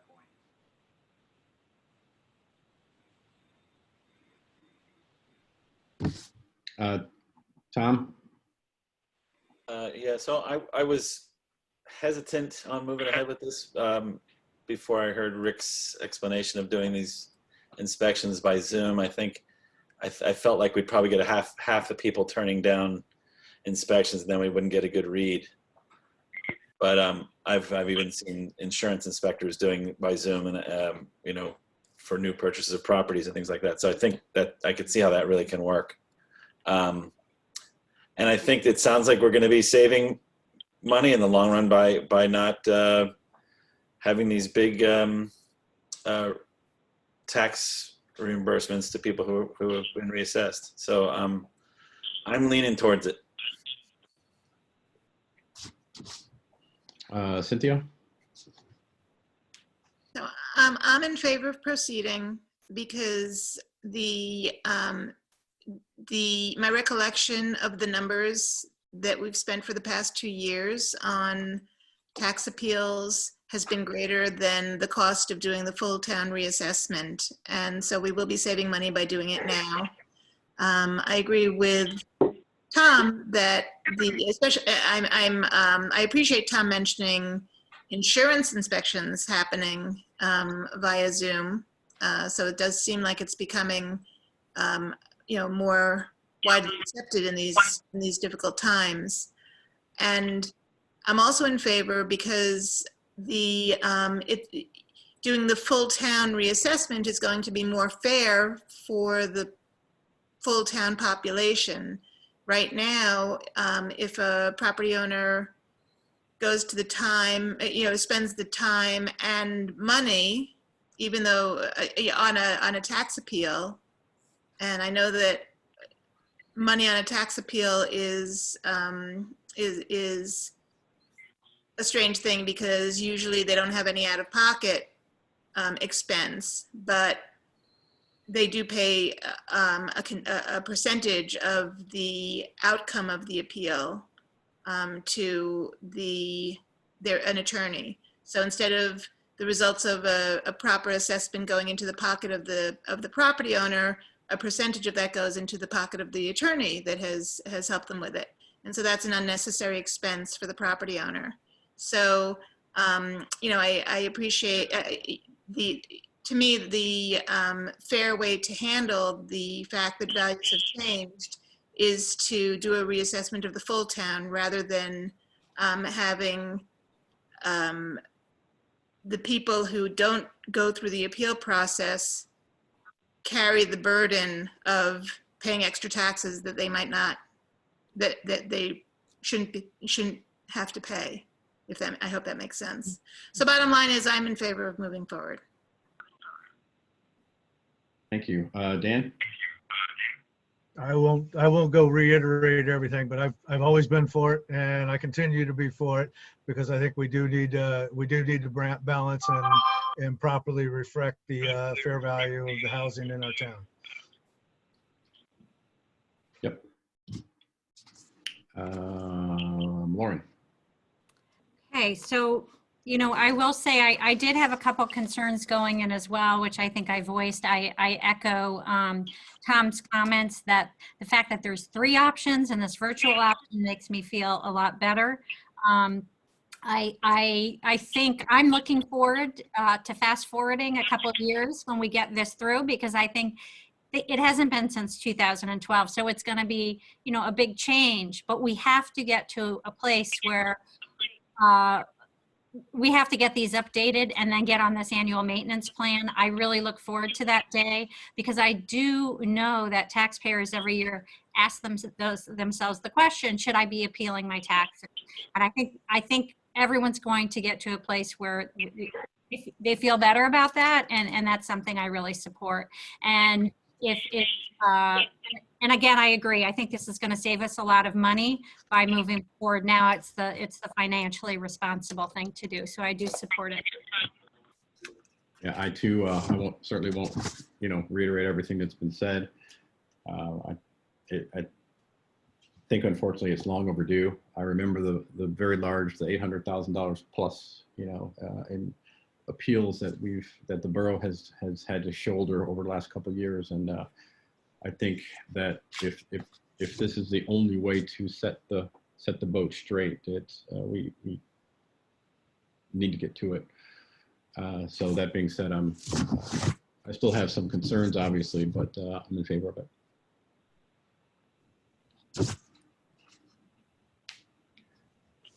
So that being said, Bob, do you have what you need? Yeah, I think, Rick, we have an understanding. I think that upon adoption of the ordinance, then I think the plan is for you to begin the process right away and gear up to do it for 2021. So I'm going to go a little bit out of order then, since we're here now. Let's go right to Ordinance 1120. Ordinance 1120, authorizing a special emergency appropriation in the sum of $125,000 to abide the cost of real property tax reassessment program approved by the Morris County Board of Taxation, together with related necessary expenses, and to authorize the financing of the same by the issuance of a special emergency notes pursuant to NJSA 40A4-45, should the same be required. I'll make a motion to adopt introduce this ordinance as revised with the version that came out today. I'll second that. Thank you so much. Do we need to have a public comment on this one? We do. We do. So we're going to open up public comment. Oh, I'm sorry. I thought you said. No, that's for next. Yeah. I'm sorry. No, we just need to have a roll. 1120. Yeah. No. Mitchell, if you would. Councilmember Barnett, Yes. Councilmember Happer, Yes. Councilmember Corman, Yes. Councilmember Lane, Yes. Deputy Mayor Menard, Yes. Mayor Shepherd. Yes. Okay, let's move on to our second ordinance here. Ordinance 1220 is related, correct? No, No, that's it's not. No. totally It's different. not. We'll come No, back to I that can- one. That's not related. I drew the wrong arrow. So let's, Excuse me. Is that all you need from me at this point? I think so, Rick. Thank I you. think so, Rick. Thanks, Thank you. Rick. Bye-bye. Right. Let's back it up then to our second discussion item here, goals update. Councilman Menard, can you walk us through it? Sure. I don't know that we need to read every single line item of our goals here, but I just looked through it again and kind of highlighted the ones that I thought maybe we just want to review. So fiscal strength and operation effectiveness, ensure efficient use of resources. Oversee the introduction of the rolling 10-year capital plan outlining the long-range needs of the community to ensure effective management of capital assets. So I have not been involved personally in, I mean, I guess I have from a 30,000-foot view, but not up at close and personal with this. So I don't know if anyone can speak to this, where we stand with this. Mitchell? We have about 98% of the 10-year capital plan. We have a couple of distant out years in DPW that we are reevaluating, and then that will be complete. And what's the process, Mitchell? Where should that get reviewed next? I mean, what's the next sort of step to roll that out? I think usually FAC would take a look at something like that. Okay. We see some input from them, some thoughts on strategic planning, Great. and Thank then you. it can be passed out to council for their comments and input. But again, the 10-year capital plan is really a roadmap and can change at any point, but it does give some good guidance on where we hope to have to change stuff out, spend money. Okay. The next one was support the pursuit of grant opportunities by the borough administration and committees with a focus on streets, sidewalks, public safety facilities and equipment, infrastructure projects, recreation, and environmental initiatives.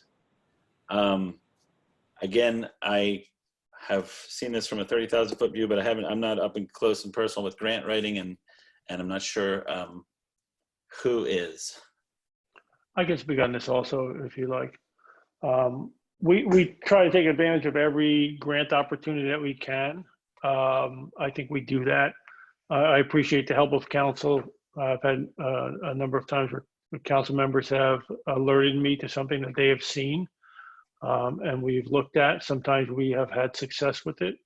I was before the summer, I was given some information on a grant in the form of an intern that we used over the summer to help us look at our sustainability and gain some points with I'm drawing a blank on it, Sustainable Jersey, which we will report on probably at our next meeting or the first one in October. So anything that we can look at, we do our usual annual grants for road grants and things like that. But sometimes you see some stuff come up that's of interest. Fire department looks at things with firefighter grants. I know Chief Bennett looks at different grants. So I think we're doing that. Okay. Yeah.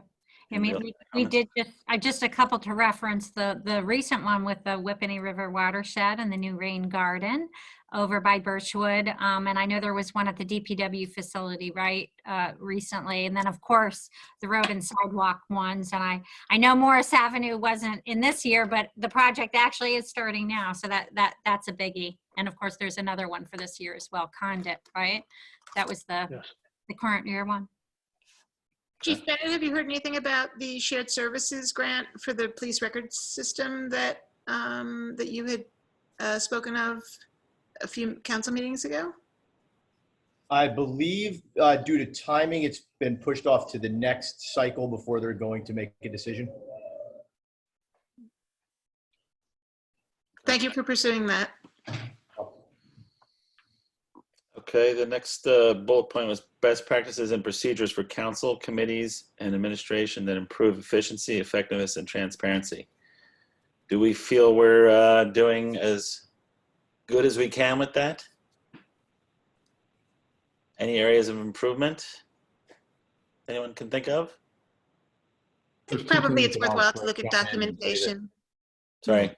I'll jump in and say that I think we're doing very well. We've made some changes in how we roll up the budget.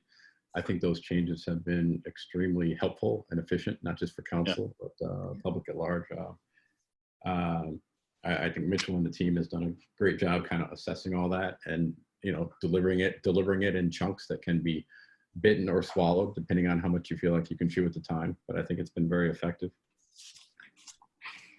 I also know that there's been several instances that we've asked our council committee members to reach out to public for certain things, and they've opted to do so, which is a great help, just in terms of getting public input and feedback. So those are a couple things that I just wanted to point out that I think are very positive. Yeah. David, could you be more specific? I don't disagree with you, but just with regard to what you were thinking about improvements in efficiency, or, and I would be curious as to your thoughts. I think that was part of it when that first got on the list, was how can we go through some of these things a little bit more efficiently. The adding some of the additional kind of public sessions, but not just the sessions, but the format of the documents has been, I think, a great help. And now we've got people who can download the document and they understand it, right? Kind of across the community.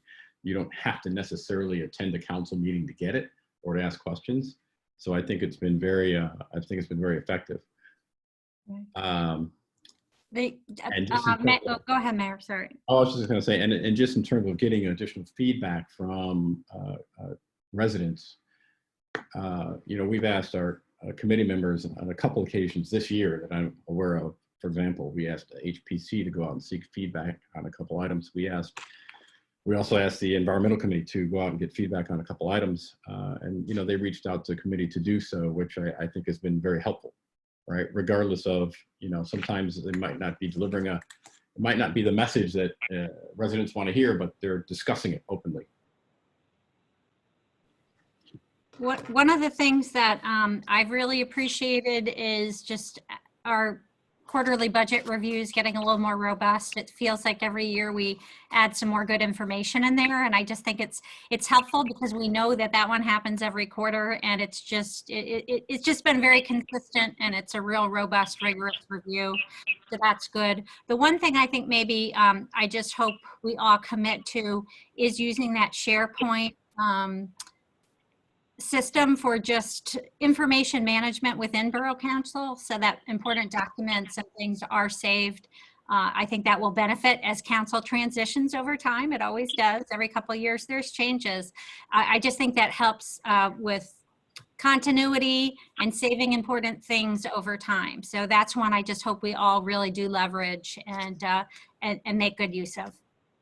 All right. Just to, remember the point, this bullet point is document best practices, not talk about them, because, Councilwoman Barnett, you just kind of pointed that out, that the big piece is we need to make sure that we have documented, and the idea was to make sure that we document this, so that too many times we came in, and I know since you guys came on council, we said, well, we've always done that, and you guys say, well, it's never been, we don't see it written anywhere. So that was the whole idea, is that we're supposed to be kind of trying to create a almost like an operating manual or something that, as new people come in, you can hand it to them. So I think we ought to try and focus on this and make sure that we get the things that we've done and we're doing down on paper, so that we can, so it'll actually pass forward. and not be, and rightfully, I think there was some points that you guys brought up that, and we said, and I pointed out that we've always done these kind of things, and everybody's kind of looking around and saying, well, we didn't know that. And so I think that's the idea right now is we need to get these things somehow or another documented, which is why it starts, the first word is document in that Right. bullet point. So we And I really know- should work on that. I know, Audrey, at one point you had sort of asked to take the lead on that. Is that still something you're, wanting to do, or does that feel like an overwhelming task? I just wanted to check because I can't remember, but I sort of thought there was a lead person on that. On putting the documents in SharePoint? No, on sort of this idea of documenting the best practices and kind of putting together almost like a little operating manual. Or am I misremembering that? I don't wanna, but I thought one of us was taking the lead, and I just, that may be too much. Maybe it needs to be, maybe we can agree 3 of us will be on a committee and tackle something like that. So we don't have to figure that out now. We don't have to figure it out. I did start a document. It is quite an overwhelming task, but I understand I'm that. happy to have help. Yeah. Okay. I'm happy to have help. Okay. And, the other day I came across a document, a binder that had been given to us in 2016 when there was about to be a lot of turnover in council for 2017. And so I can provide that binder because it has some of the best practices within it. I do think that I know we have some documentation related to the committees, but I think that it would be a good idea to look at that again, because I do find that committees that I sit on are unclear about some things, like what's the budget cycle, what's the budget cycle is what comes to mind. So when you have a new committee chair, providing just bullets on what the best practices are for the committee is a good thing to have. Having consistency across committees with how new volunteers are identified, consistency in how, if there are multiple applicants for positions on committees, what the process is for figuring out who to appoint. Those kinds of best practices for the committees is something that I think is not fully documented.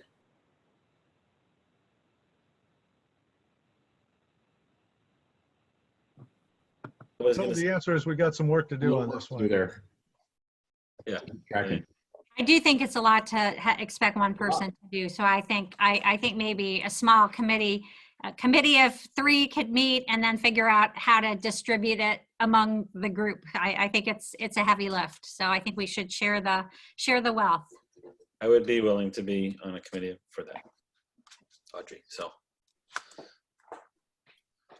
Yeah, and there are I'll help definitely you out, council Audrey. best practices.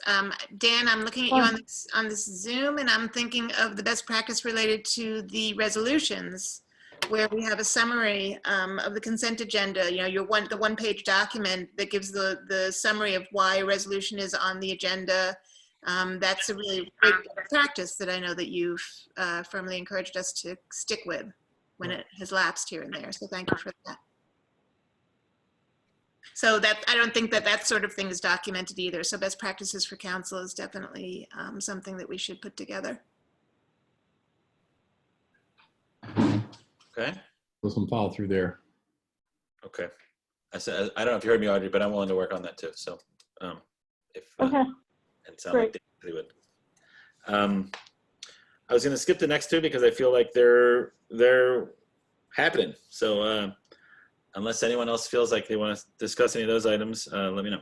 I'm going to move on to openness and responsiveness, inform and engage the community. I think we kind of just discussed the first one and the second one. Well, the second one I feel like is happening effectively. The third one, just read through here: enhance communication with schools, community organizations, local businesses, county officials, and neighboring communities to foster strong relationships. I'm not sure that I know that that's happening as well as it can. I don't know how others feel. Any thoughts? I think that one could use a little work as well. Just in summarizing. Yeah. There's Okay. We do have the quarterly meetings with the schools going with the Board of Ed, or have those been pretty consistent? I was on that the last prior 2 years, and they were pretty consistent. I think there was a period of time those had fallen off happening, and we got them going again. And I do think that having that quarterly conversation is important. I am the current liaison, and I haven't been as good as I could be, so I will get back to that. Oh, okay. Well, that's it. Well, and actually, No, the Board of Ed liaison, I'm not talking about something else, but that is a great point. Yeah. Right. Right. But Dan, right now, I think Dan and David are on that. Yeah, I mean, we started this back up. We started having those meetings with the county back when I was mayor. So that was been 2014. And it's happened since then. But I think the big issue, it has not happened since the COVID started. And that's because we just haven't been able to get it on the calendar with the school board. Okay. In fact, we had one. They were working for a date in November or September, and apparently they weren't able to get everybody scheduled in there. So that's being worked on, and we'll have another one. Yeah, and then at that time too, they were looking at hiring someone else, right, as a superintendent. So it should be scheduled soon. Okay. Services and infrastructure, provide high quality services, programs, and infrastructure. Again, I'm going to skip the ones that I feel like have been being handled effectively. There's one here that I feel like maybe needs some continued discussion. Review the borough's solid waste and recycling program and evaluate alternatives. And that's a big moving target that has been battled with for decades in town, I guess. So we all know the recycling program, we're not getting much money for our recycling anymore, if any. I think it still costs us to recycle. So anyone have any thoughts on that one? Yeah, so I think we are making some progress there in the sense that we have the recycling facility being clamped down a bit. And the Whippany River Watershed Action Committee just last week had had people in from the MUA, the County Municipal Utilities Authority, and they are the people who run the recycling facility that the entire county uses. And you know, they provided some very good information. There is a lot of the materials, and I'm sure our manager knows this, there are materials that are part of our recycling program that are valuable, and that money does, you know, the county gets money for it. And there's a grant program where where money is returned to the towns. And Tom, yes, we are underperforming on that one, but the progress we're making is that the clamping down on the recycling facility, and the fact that we're about to begin a citizen education program. Perhaps we already have started that with this clamping down of the facility. And so I think that we have some good things coming up related to the recycling aspect. Mitchell, has this new system been activated with as far as the gates and a attendant? The attendant's in place, the gate's in place, it has not been activated. I'm waiting on delivery of the hang tags, which are due in this week. They will go out with a letter to the residents. We were hoping to have this enacted before October 1st, because as I committed to, and I mentioned to Councilman Happer a meeting or two ago, we need to make sure our residents have ample time to prepare for a new routine. So even like when we do finally implement, we will still be lenient in the beginning. We don't want to turn anybody away who rightfully should be entering the facility. And, you know, the feedback from the MUA event, presentation from last week is that everything was disrupted when China stopped taking everybody's trash. but that they see it as the industry kind of realigning, and they're starting to get, there's starting to be other countries that are willing to take trash, and they're also seeing some change in how trash is handled within the country. And so they weren't totally down in the dumps about the future of the recovery from the change in the international situation with recycling. So, No pun intended. I do just want to say, I mean, our solid waste contract is a 5-year contract, right? So it's coming up in 2022, but that's going to be a biggie. And honestly, I mean, it's a little early to start right at this minute, but 2021 is not too early to really, that's a big one. And I think that's a time for creative thinking and to really put a lot of things on the table, because we got hit last time around with that 30% increase because only one trash company will bid on the type of, the type of service we expect in our community. So I just think that we really have to do a lot of work for that one. And I know we have some very talented volunteers in this community who've worked on these issues. So just throwing that out for the future. I wasn't going to, again, read through all these services and infrastructure bullet points. Unless anyone else has anything else, I will go on to the next heading. Okay. All right, so environmental stewardship and community development, preserve ML's environmental resources and foster the unique character of the community. Again, I thought they're all these are seemingly moving along nicely, I think. The only one I just thought worth discussing was support efforts for recertification in the Sustainable New Jersey program. I'm not sure, I think Janet had been working on that, and I'm not sure where we stand with that. Does anyone else know? You know, I do sit on the green team also. I was going to kind of update at this at the end during council reports, but so we got a year, they gave it extended another year. So we have a whole extra year, but our chair of the green team did just announce she needs to step down from that, from the committee. So I think the committee's going to have to do a little work, but we do have a whole extra year to get the job done. Who was that chair? Was that Vicky Maniatis? Oh, she's stepping down? Yeah. That's too bad. That's all. Tom, yeah. on this one, I had, when we first defined the goals at the start of the year, I had asked that we add something related to the tree canopy. And at the time we had agreed that we would put something on the list, but I guess it never made it into the document. So. You have a thought on wording for that? I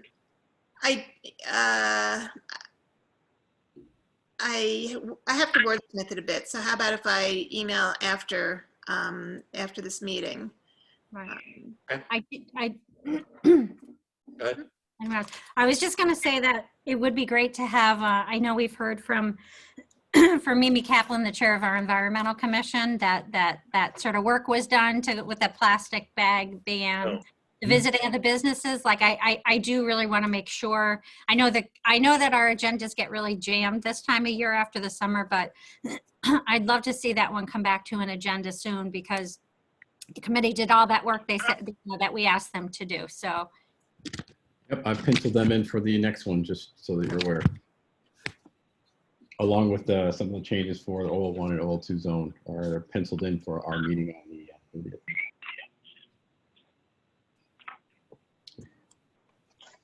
David, will you reach out to Environmental Commission, or do you want me to? No, I'd be glad to. Okay.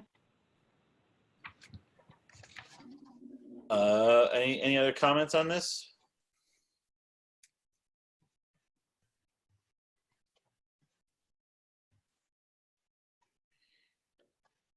Hearing none, Okay. David, I think back to you. Thank you very much, Tom. Let's go on to the attorney's report. Thank you, Mayor. Just briefly, I just wanted to make note of the fact that on the agenda coming up, you'll note that we have something we usually do not have on our agenda, which is a section for reintroduction or resubmission of an ordinance. And that's Ordinance 3-20, which is an ordinance, a zoning ordinance we finally adopted several months ago, concerning regulations in Business Zone A. Unfortunately, after the ordinance was adopted, we learned that it had not been submitted to the county planning board between introduction and adoption.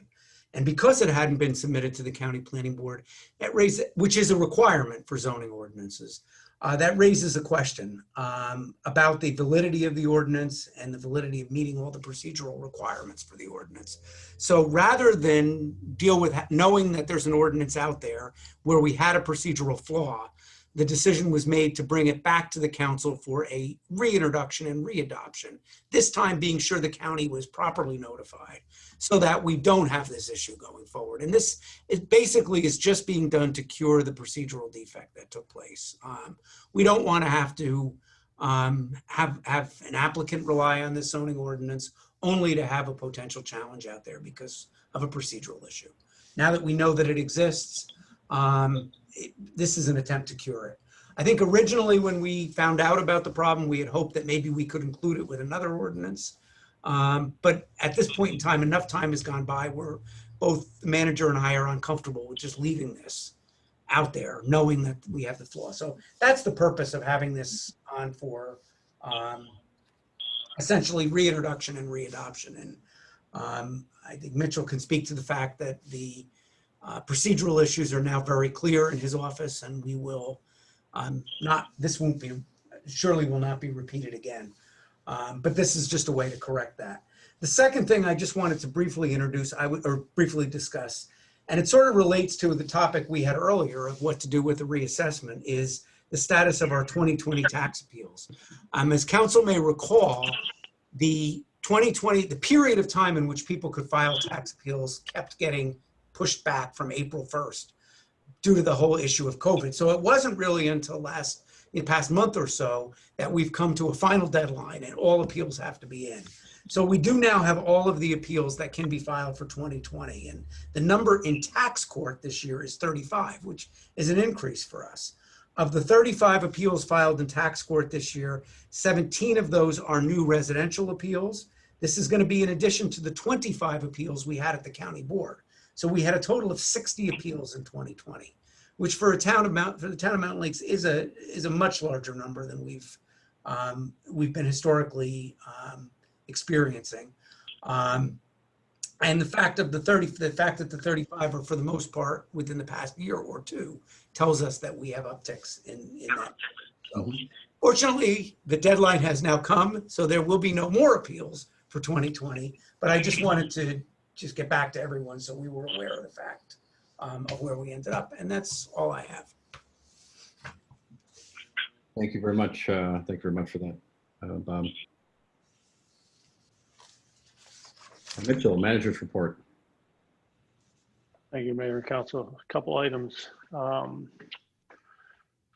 This past quarter, we saw an unusually large number of utility payments being late by 1 day past the due date. I found that the fastest way to check your phone system is to send people late notices that they were not deserving of. So we tried to figure out what happened and why we received all these payments late. And the best we can pinpoint is that we did not receive a complete delivery on the due date, which I believe was the 17th of August. And we received the double amount on the 18th. We couldn't get any official confirmation from the post office that they didn't deliver to us, but that's what seems to have happened. So with that in mind, we have waived any late penalty and payment for anyone who made payment up to 2 days late. Only 1 or 2 did make the payment, and we will either credit or refund that amount depending on their wishes. And the rest of them were just requests for waivers, which we will absolutely grant. With that in mind, we've had other complaints about postal service delivery, both incoming and outgoing. So I would ask that people keep that in mind when they're paying their bill by mail, to please allow a few extra days, more than they normally would. And just to remind some of the other payment options, the borough's website, e-check, there is no charge to pay by e-check. We do accept credit cards, but there is a service charge. Or by dropping a check off in the payment collection box at Borough Hall. Again, as a reminder, please don't drop cash or mail cash. moving on to one other item, we'll be opening up Borough Hall next Monday, the 21st, so you can always walk your payment in after that time also. On speaking of the Borough Hall reopening, we have set up some areas where people will be able to sit and socially distant, with social distance in mind rather, and masks will be required for anyone entering the building.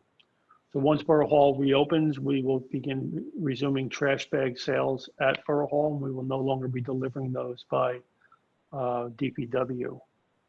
If anybody wishes to speak with a specific borough employee and need some time, we ask, but we do not require that you make an appointment. This way we can make sure we have a room available that we can social distance in and make your visit with us as comfortable as possible. The one bit of the bad news still is that with the continuing executive orders concerning capacity limitations and social distancing requirements, we will not be opening Borough Hall to meetings at this time. Two other items that I have is as a reminder, we're in the fall season. We receive an uptick in complaints on signage, which we have already spoken about. So we will be enforcing the right of way, as we mentioned, and the size of the sign. We will do that equally for all types of signs. And we're looking for compliance, that's all. The final issue is that we have a water rate increase request, which we'll be offsetting by a sewer rate decrease. So an annual review of income and expenses for the water and sewer utilities reflect the need to increase water rates by 5% for 2021. And that 5% increase will be offset by a decrease in the sewer rate of 4.2%. So that is, if there's any questions, that is my report. I have one question. We got I don't know if it's our quarterly email or our monthly email from Ina Rose regarding the auto pay, online pay system. Where do we stand with that and a possible option for reinstating something like that? So two things. I know I was asked by a couple of people about the status of Ms. Rose's email. I spoke with Ms. Rose today by phone and explained to her just what I'll explain to you now, that we are trying to find another vendor that can handle our processing for us at either a much more reasonable fee.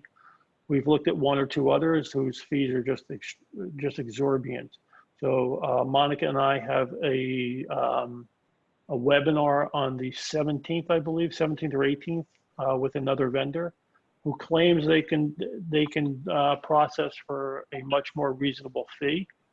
They're located in Connecticut, so we'll look at them very carefully. They have no New Jersey clients, but they do have other municipalities in Connecticut.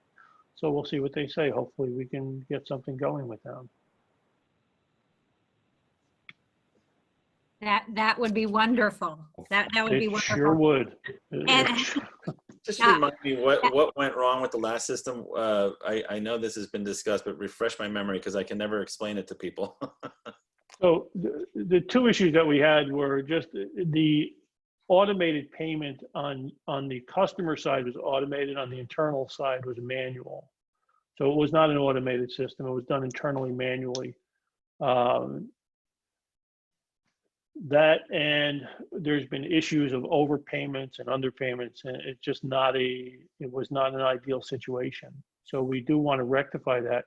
We do have the ability to pay by e-check and by credit card. The problem with the system is, with our current vendor, is that information can't be stored and it's not automated. So every time you want to make a payment, you got to go online, enter in your banking information. And in this day and age, it is inconvenient.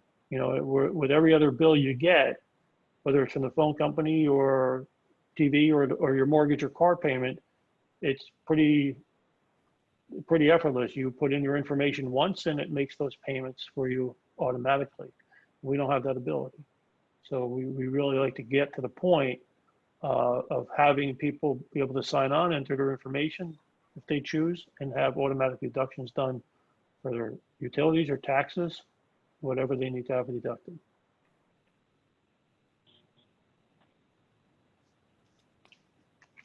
And just to be clear, the water sewer is a complete wash, right? They cancel each other out, the increase and decrease? The increase in water rates is 5%, and the decrease is 4.2%. So it's Right, just a hair off, yes. okay. Yeah. Great. And I would push the Mitchell, as I've said many times and had a conversation on the auto pay. It is extremely important that we try and get that system back.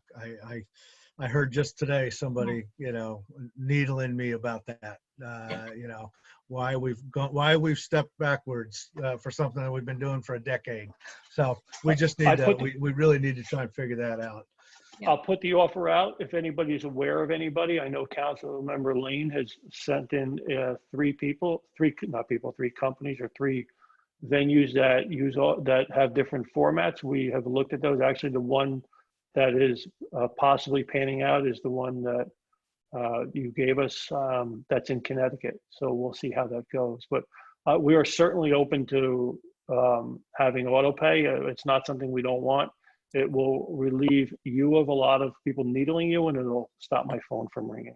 So. Most importantly, it will support the very busy population of residents that we have. Absolutely. We have a lot. I'm shocked actually on the amount of residents that we have who split their time between the borough and other locations, whether it's for work or for pleasure. And they are not able to get mail as regularly as some other folks are. And they really do depend on the ability to have those payments made so they're making their obligations on time. If there's a fee for that service, have we passed it along, or can we pass it along? Well, the fee on credit card is always passed credit along. cards, the payment. Yeah, go ahead, sorry. So the one we're looking at has very low fees on e-check. Most companies will go with 0 e-check fees. The current program we have now is a zero cost to anybody for e-check. The one we most recently looked at wanted $3.50 to process an e-check. We have information from our banks that say the vendors, the processors don't incur any fees for that.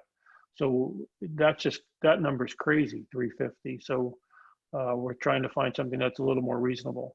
But can we set it up in a way that any fee that is incurred is paid by the payor? We can set it up any way council determines that they want to do it. We can set up that the payee pays it. We can set it up the borough pays it. We can set up that each of them split it. So I need to get to a point. If somebody doesn't want to pay the fee, they can go drop it in the box. So I think if there's a fee, and they want to use that system, they pay it. That's my opinion. I think I need to get to a point where I can make a presentation to you with proposed fees, and then you guys can figure that one out at that time. All right. Good. Mitchell, do you know? Can we put this on the agenda for next month's meeting as well? Sure. Mitchell, is ZipCheck one of Right. the vendors that you've looked at? I'm sorry? Is ZipCheck one of the vendors you looked at? No. That's one that when I saw the email from Ms. Rose, I had done a search, did some looking around, and that was one that seemed to be used elsewhere. So it's, Be happy to look at it. Free to send them the info on it too. yeah, this is saving the email, so ZipCheck. Okay, I'll look at it. Absolutely. Thank you.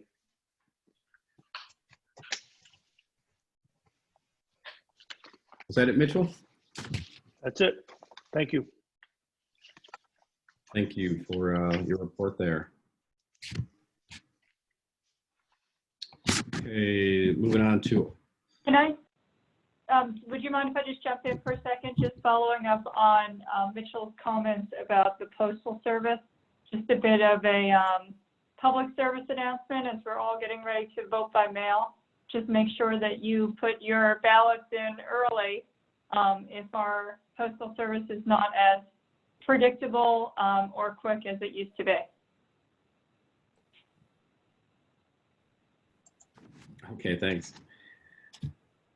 Let's move on to ordinance 12-20, amending chapter 111 of the revised general ordinance of the Borough of Mountain Lakes and the revising of the fee schedule. Are there any questions on that or a motion? I'll make a motion. I'll second.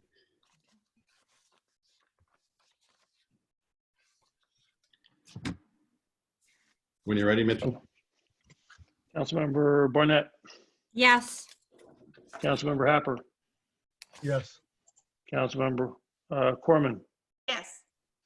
Councilmember Lane, Yes. Deputy Mayor Menard, Yes. Mayor Shepherd. Yes.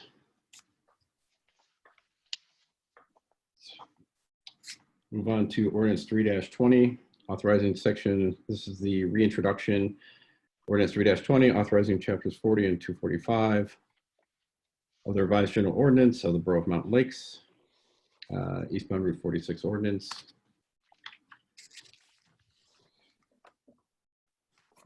I'll make a motion. Second? On a roll call, Councilmember Barnett, Yes. Councilmember Happer, Yes. Councilmember Corman, Yes. Councilmember Lane, Yes. Deputy Mayor Menard, Yes. and Mayor Shepherd. Yes.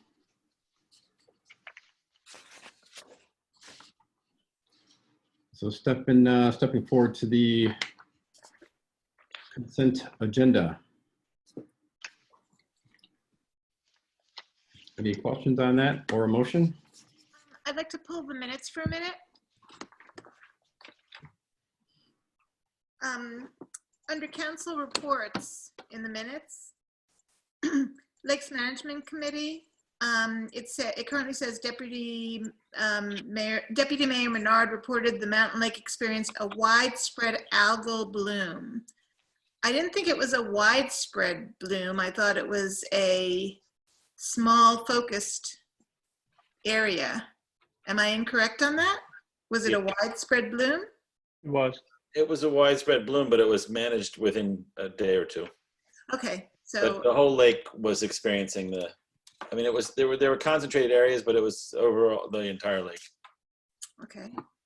So then that stands in the minutes. And then the second committee report, Green Team, Councilmember Horst reported that the Green Team hired an intern to work on Sustainable New Jersey. Yeah, you're Was- correct. It was an intern that was the New Jersey Gas paid for that, correct? Yes, that was an Grant. internship grant through New Jersey Natural Gas. Okay, We didn't hire anybody. Okay, so my ask is that word hired be changed to the Green Team was granted an intern or something along those lines. Got it. Thank you.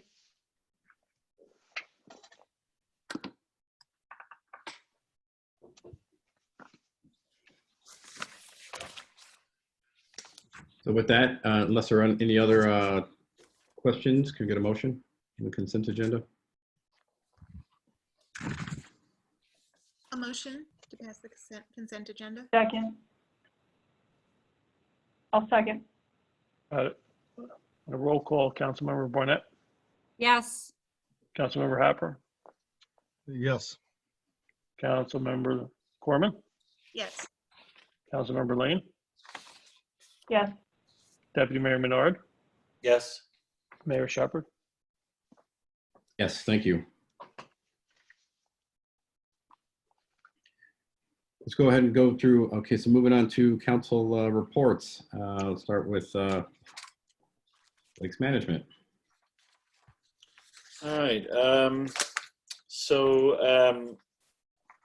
The autumn hydro raking project, let me just make sure I'm saying this correctly, is set to get going at Birchwood at the end of the month or early October.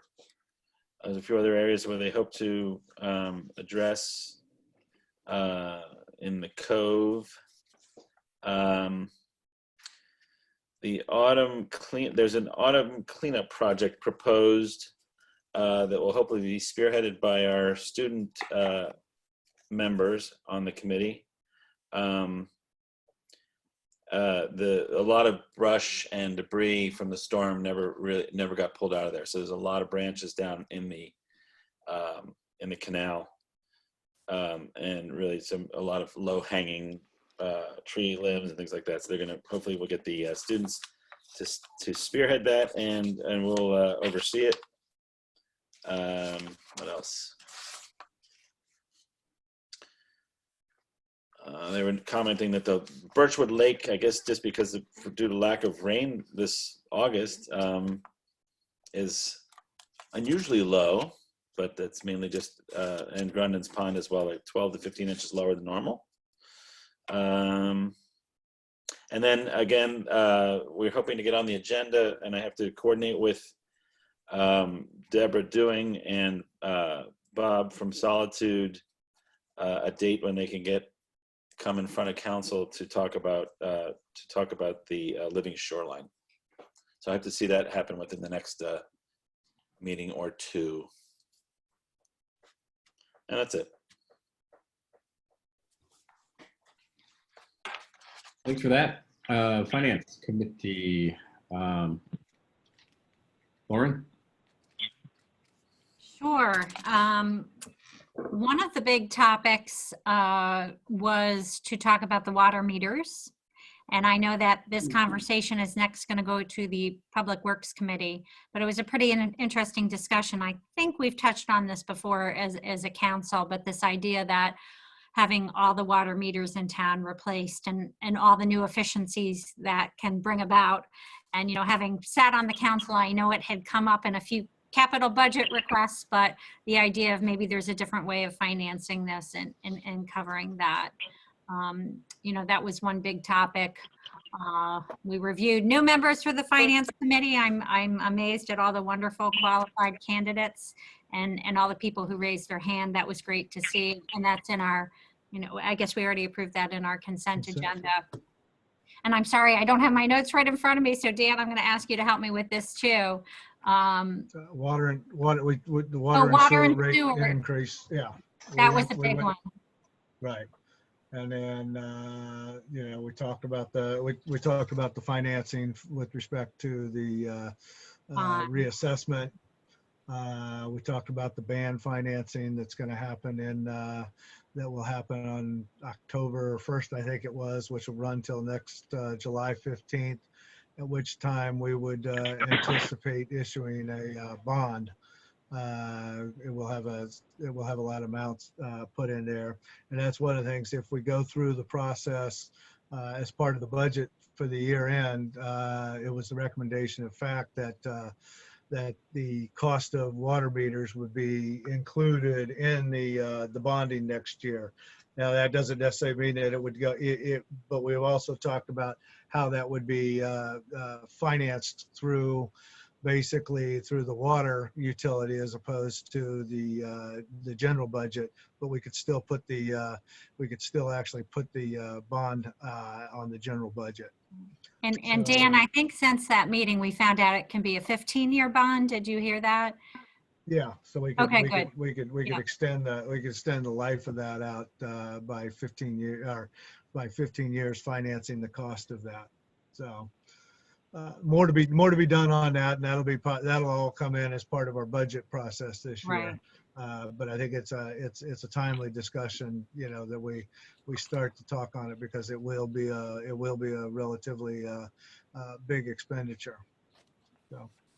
I think that was, I think we already said that Mike Albanese will be our new member joining us. So as you said, we had some great candidates that came in, and we look forward to Mr. Albanese joining the crew at our next meeting. So that's awesome. It. Green Team was next. Right, and I just spoke to that. It did get canceled. I mean, I was included on those emails, and so that one got canceled, but I'll look forward to, actually Janet will look forward to updating everyone in the future about getting some new membership and a new chair. Yep, thank you. Yeah, she sent, Janet sent an email before the meeting just to say the same. Since she wasn't going to be able to make it tonight. Next on the list is economic development. I guess I'll take that one. EDAC did meet. We shared our thoughts on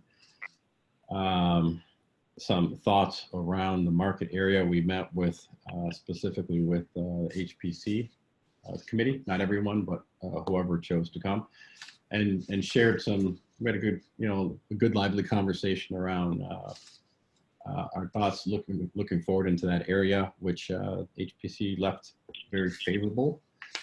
They're meeting this week and they'll get back to us on their kind of final determination, but their initial comment was extremely favorable. So that, when it's ready, will be coming to council for discussion. Did I miss anything there, Tom? No, I think you got it. So affordable housing. So we are preparing the presentation, which is now moved to September 28th. Our September 28th meeting, this is the presentation on the accessory apartment program.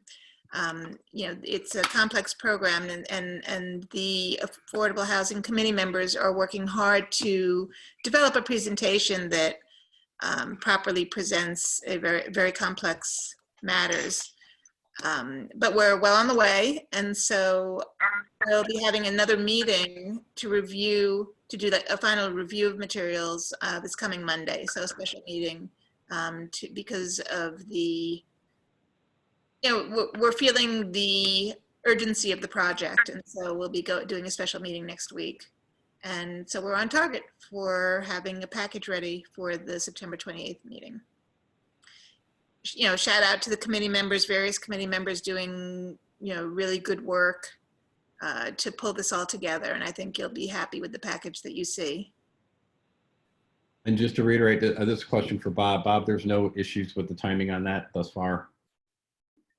That's right. We're working on a time schedule that's obviously been altered by circumstances, and I've had no indication that anyone is concerned about our time period there. Okay, great. Let's move on to Shade Tree. Shade Tree.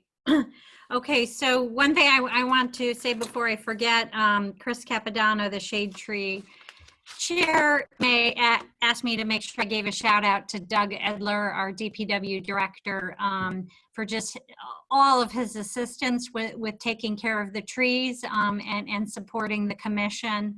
I think all those tree bags you see around town that are filled with water and making sure the trees that were planted last cycle are doing well. He wanted to give a shout out to Doug specifically, but also to all the people in DPW for their help. We talked about the prune and remove list. That's always a big topic this time of year, and those tree walks are actively underway, and I know they're coordinating with Mitchell on those lists as well. And then we get and as well as identifying spots for the planting, and the planting happens sort of around Thanksgiving, sort of later than I would naturally think it would happen, but that's kind of the ideal time for the tree planting to happen. So there's a lot of preparation that goes on for that as well. And then again, there's a meeting coming up, maybe it's even tomorrow. I have to look at my calendar about this beautification project on Route 46 and working together with Environmental Commission on that, sort of a subcommittee. And so I think that'll be something exciting to share more about with council in the future. That's it. Lauren, you know me. Oh, no. I have an update. Thank you. So I did let Shade Tree. Shade Tree is not going to be ready to come to council. Originally, they had thought they might even come in the spring about that future tree canopy program. That may not happen for a while. And so I did bring up that notion about the tree permits. So they know, and they're working on a letter, I believe, to send to council about the tree permits and putting that into the into the tree fund to formally make a request. So a couple of the committee members are coordinating on that, and I'll make sure I follow up on that. Thank you, Cynthia. Thank you. Just to clarify, so this is regarding the setting aside of permit fees related to cutting down trees, to setting those aside for the shade tree trust fund, so so permit money can be used to replant new trees to thereby maintain the tree canopy.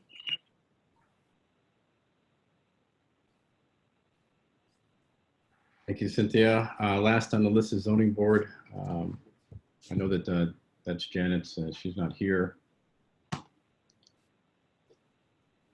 So we'll take a pass on that one for the moment. Did we miss anything? Did we miss anyone who met?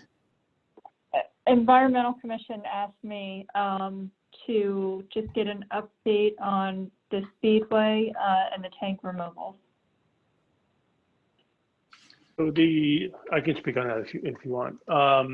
Speedway filed for permits to remove all of the everything on the property, the building, the canopy, and the tanks. To do so, removal of the tanks requires them to engage a licensed site remediation expert, licensed site remediation professional, LSRP, who has to be on site every day that the project moves forward with the tanks being removed from the ground. I have been in contact with the LSRP. The tanks are not being removed yet. They probably will start in the next several days. And there's testing that gets done throughout the process to determine contaminants levels and how far contamination has moved out, if it has moved out at all. We have not received any filing from Speedway to rebuild anything. I spoke with Steve Gluck at length about this. Sometimes the companies will file applications together for demo and rebuilding.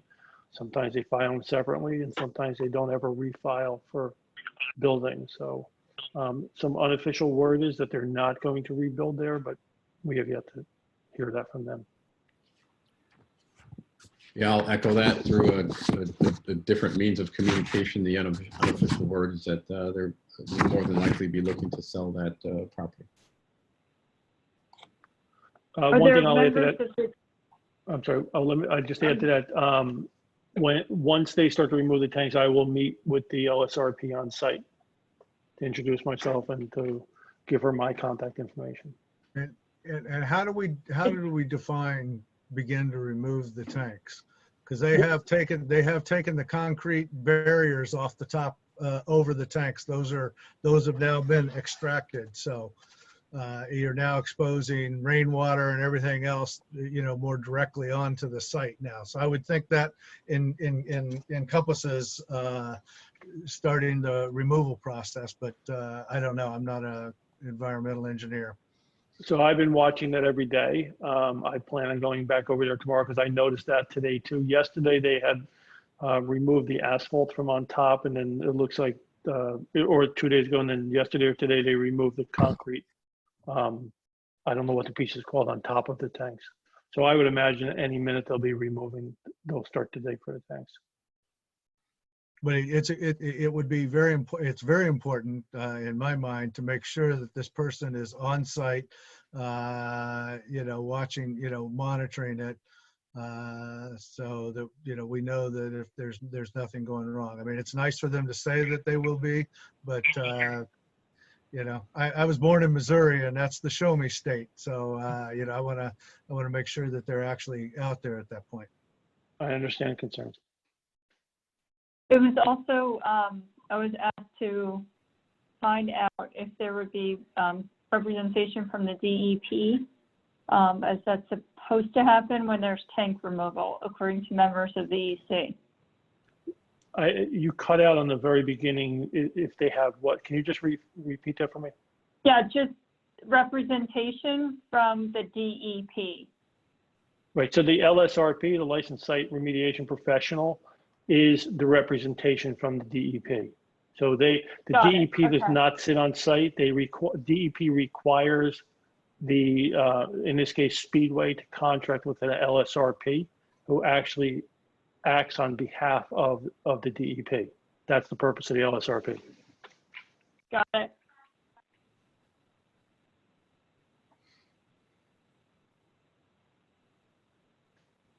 So did Thank any, you. I have one more committee. Okay. Whippany River Watershed Action Committee. I mentioned that the last meeting, they had that recycling presentation. They're happy to present to, the folks who presented there are happy to talk to us at any time if that's of interest.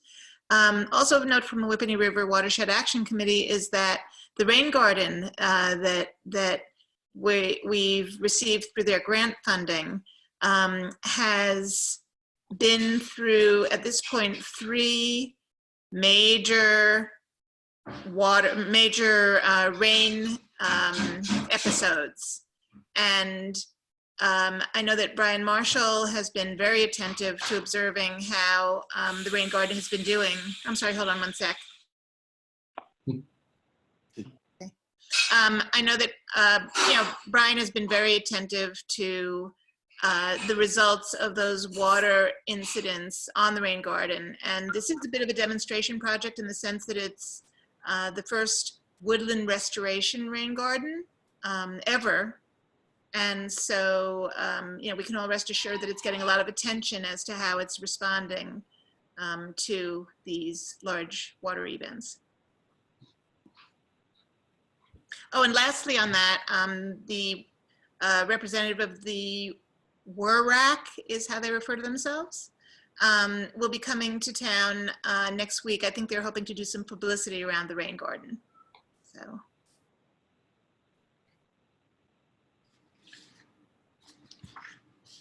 Thank you very much. Anyone else get missed?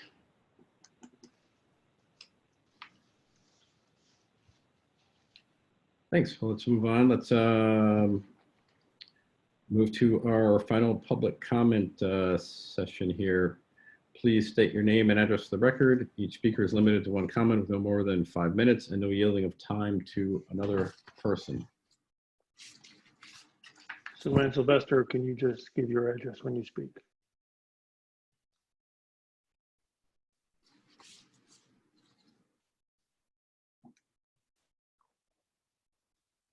I gotta hang up. Yeah, it's Sue.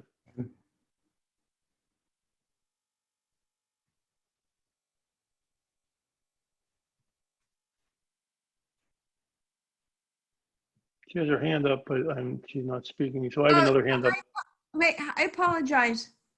I was handling another call. So this is Sylvester, 33 Hanover Road again. There's so many issues happening in town right now that I think it would be wise to maybe put together a real estate advisory board that can really update you on what's happening in the real estate market in terms of the sales, where people are coming in. For example, I know that about 50% of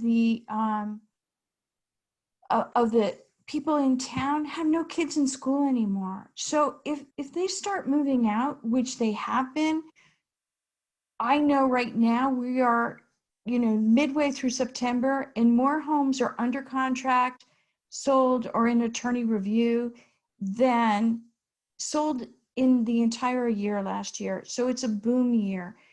And who's moving in? They're probably kids moving in, families with kids, and that's what we know. Where are they coming from?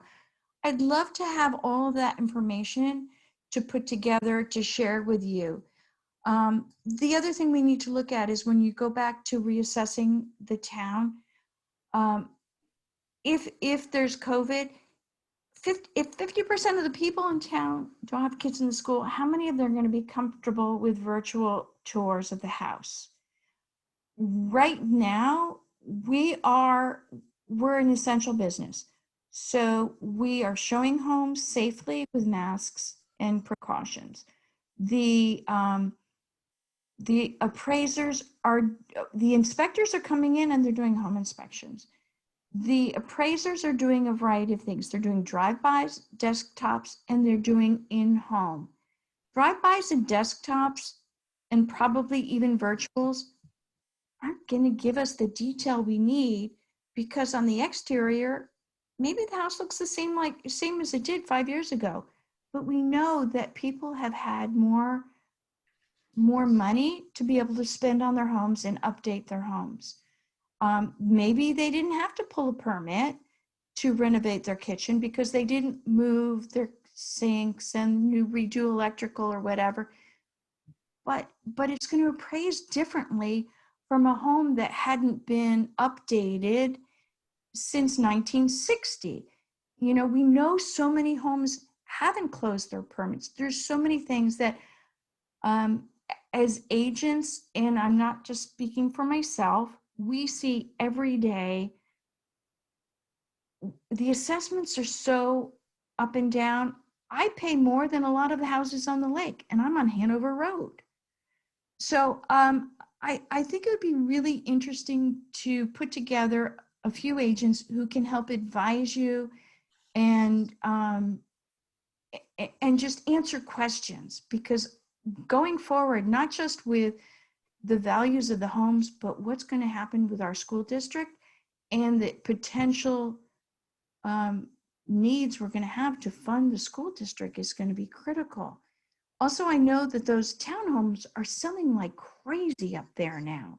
It was very slow, and I heard that there were 12 new contracts on the townhomes in 30 days. So how is that going to impact our tax revenue? So these are just all things that I think would be helpful to have some inside scoop. And I'd love to help. I'm already on a couple other committees, but this is my passion, and I know there's so many questions there. Tom, you're right there. You have a lot of insight. But honestly, an appraiser needs to walk in the house, and I would feel so much more comfortable if we could come up with a plan that would make the new assessments totally fair and everyone would be happy with. So anyway, call me anytime. I would love to offer my assistance and let you know that the real estate community, especially the agents who live in town, and I would recommend agents who live in town to be a part of this, because we have our own investments in our property as well, and we really care. Thank you very much, Joanne. Dina Muniz, sorry. Hi, Dina Muniz, 7 Rainbow Trail. Just one comment, a quick comment. I believe the heart of our community is our lakes. And with the recent algae bloom that Cynthia had brought up, I believe that we treat the algae blooms, or we treat our lakes with copper sulfate. So I am concerned in general with this chemical compound and its toxicity, both to humans and to the lake ecosystem. So I was just wondering, have we looked at better or things that have been deemed safer alternatives to be able to keep our lakes enjoyable for all? That's it.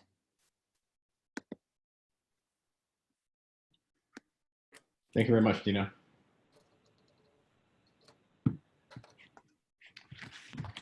So going back to front on these two, I guess there's only two.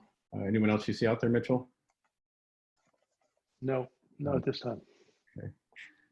All right, so with that, we'll close public comment. I don't remember what they treat with. Do you remember, Mitchell or Tom?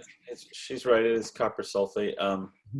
From what I'm told, it is a completely safe and non-toxic treatment.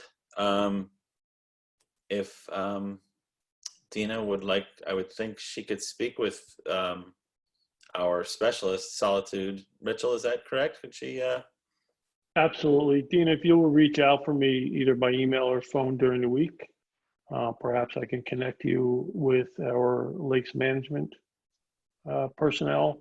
You are also welcome to come to a lakes management meeting.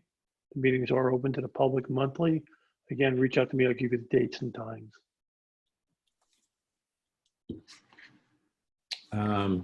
Yep, but thank you for that comment, Dina. I know that when they do treat, if they were treating with something that they consider quote unquote, a carcinogen or toxic, we would have to notice everyone to be out of the lake. And when they did do the treatment for that, we did not have to do that, right? So it's not considered by whatever standards to be considered toxic enough for that. But yeah, definitely please do reach out.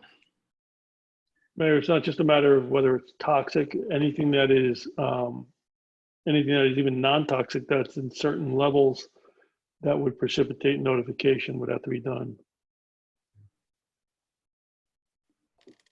No, thank you, Mitchell.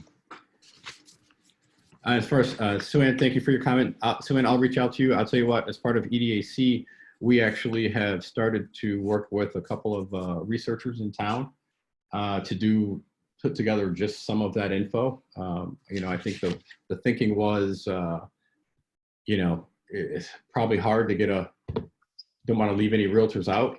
So let's let the researchers talk to everyone to pull that information together.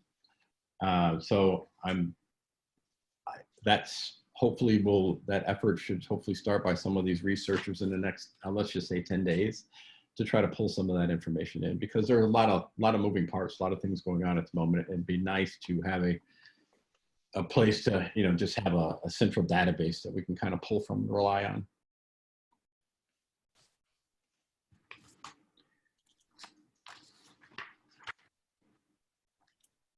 Next on the agenda here, next steps and priorities.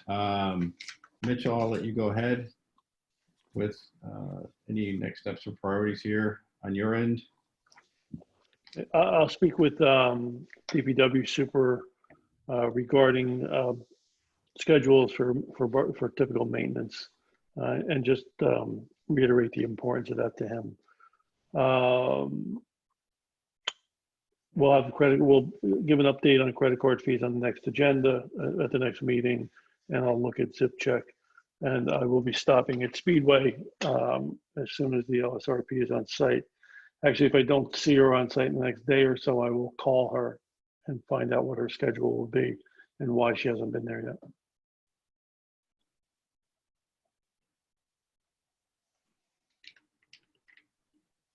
So I mentioned earlier some upcoming things. The OL1, OL2 update to that portion of the ordinance will be in front of us at their next meeting. I'm going to be reaching out to the chairperson there and also the chairperson of Environmental Commission regarding the plastic bag ordinance.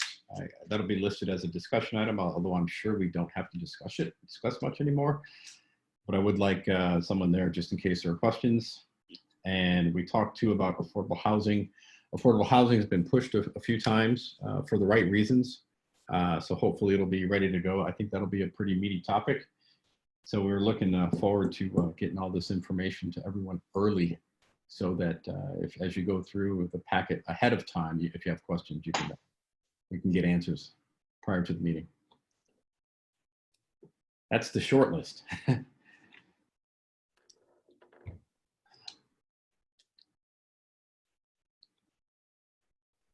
With that, unless there's anything. Make a motion. Second. Good night. Good night, Good night, guys. Thanks.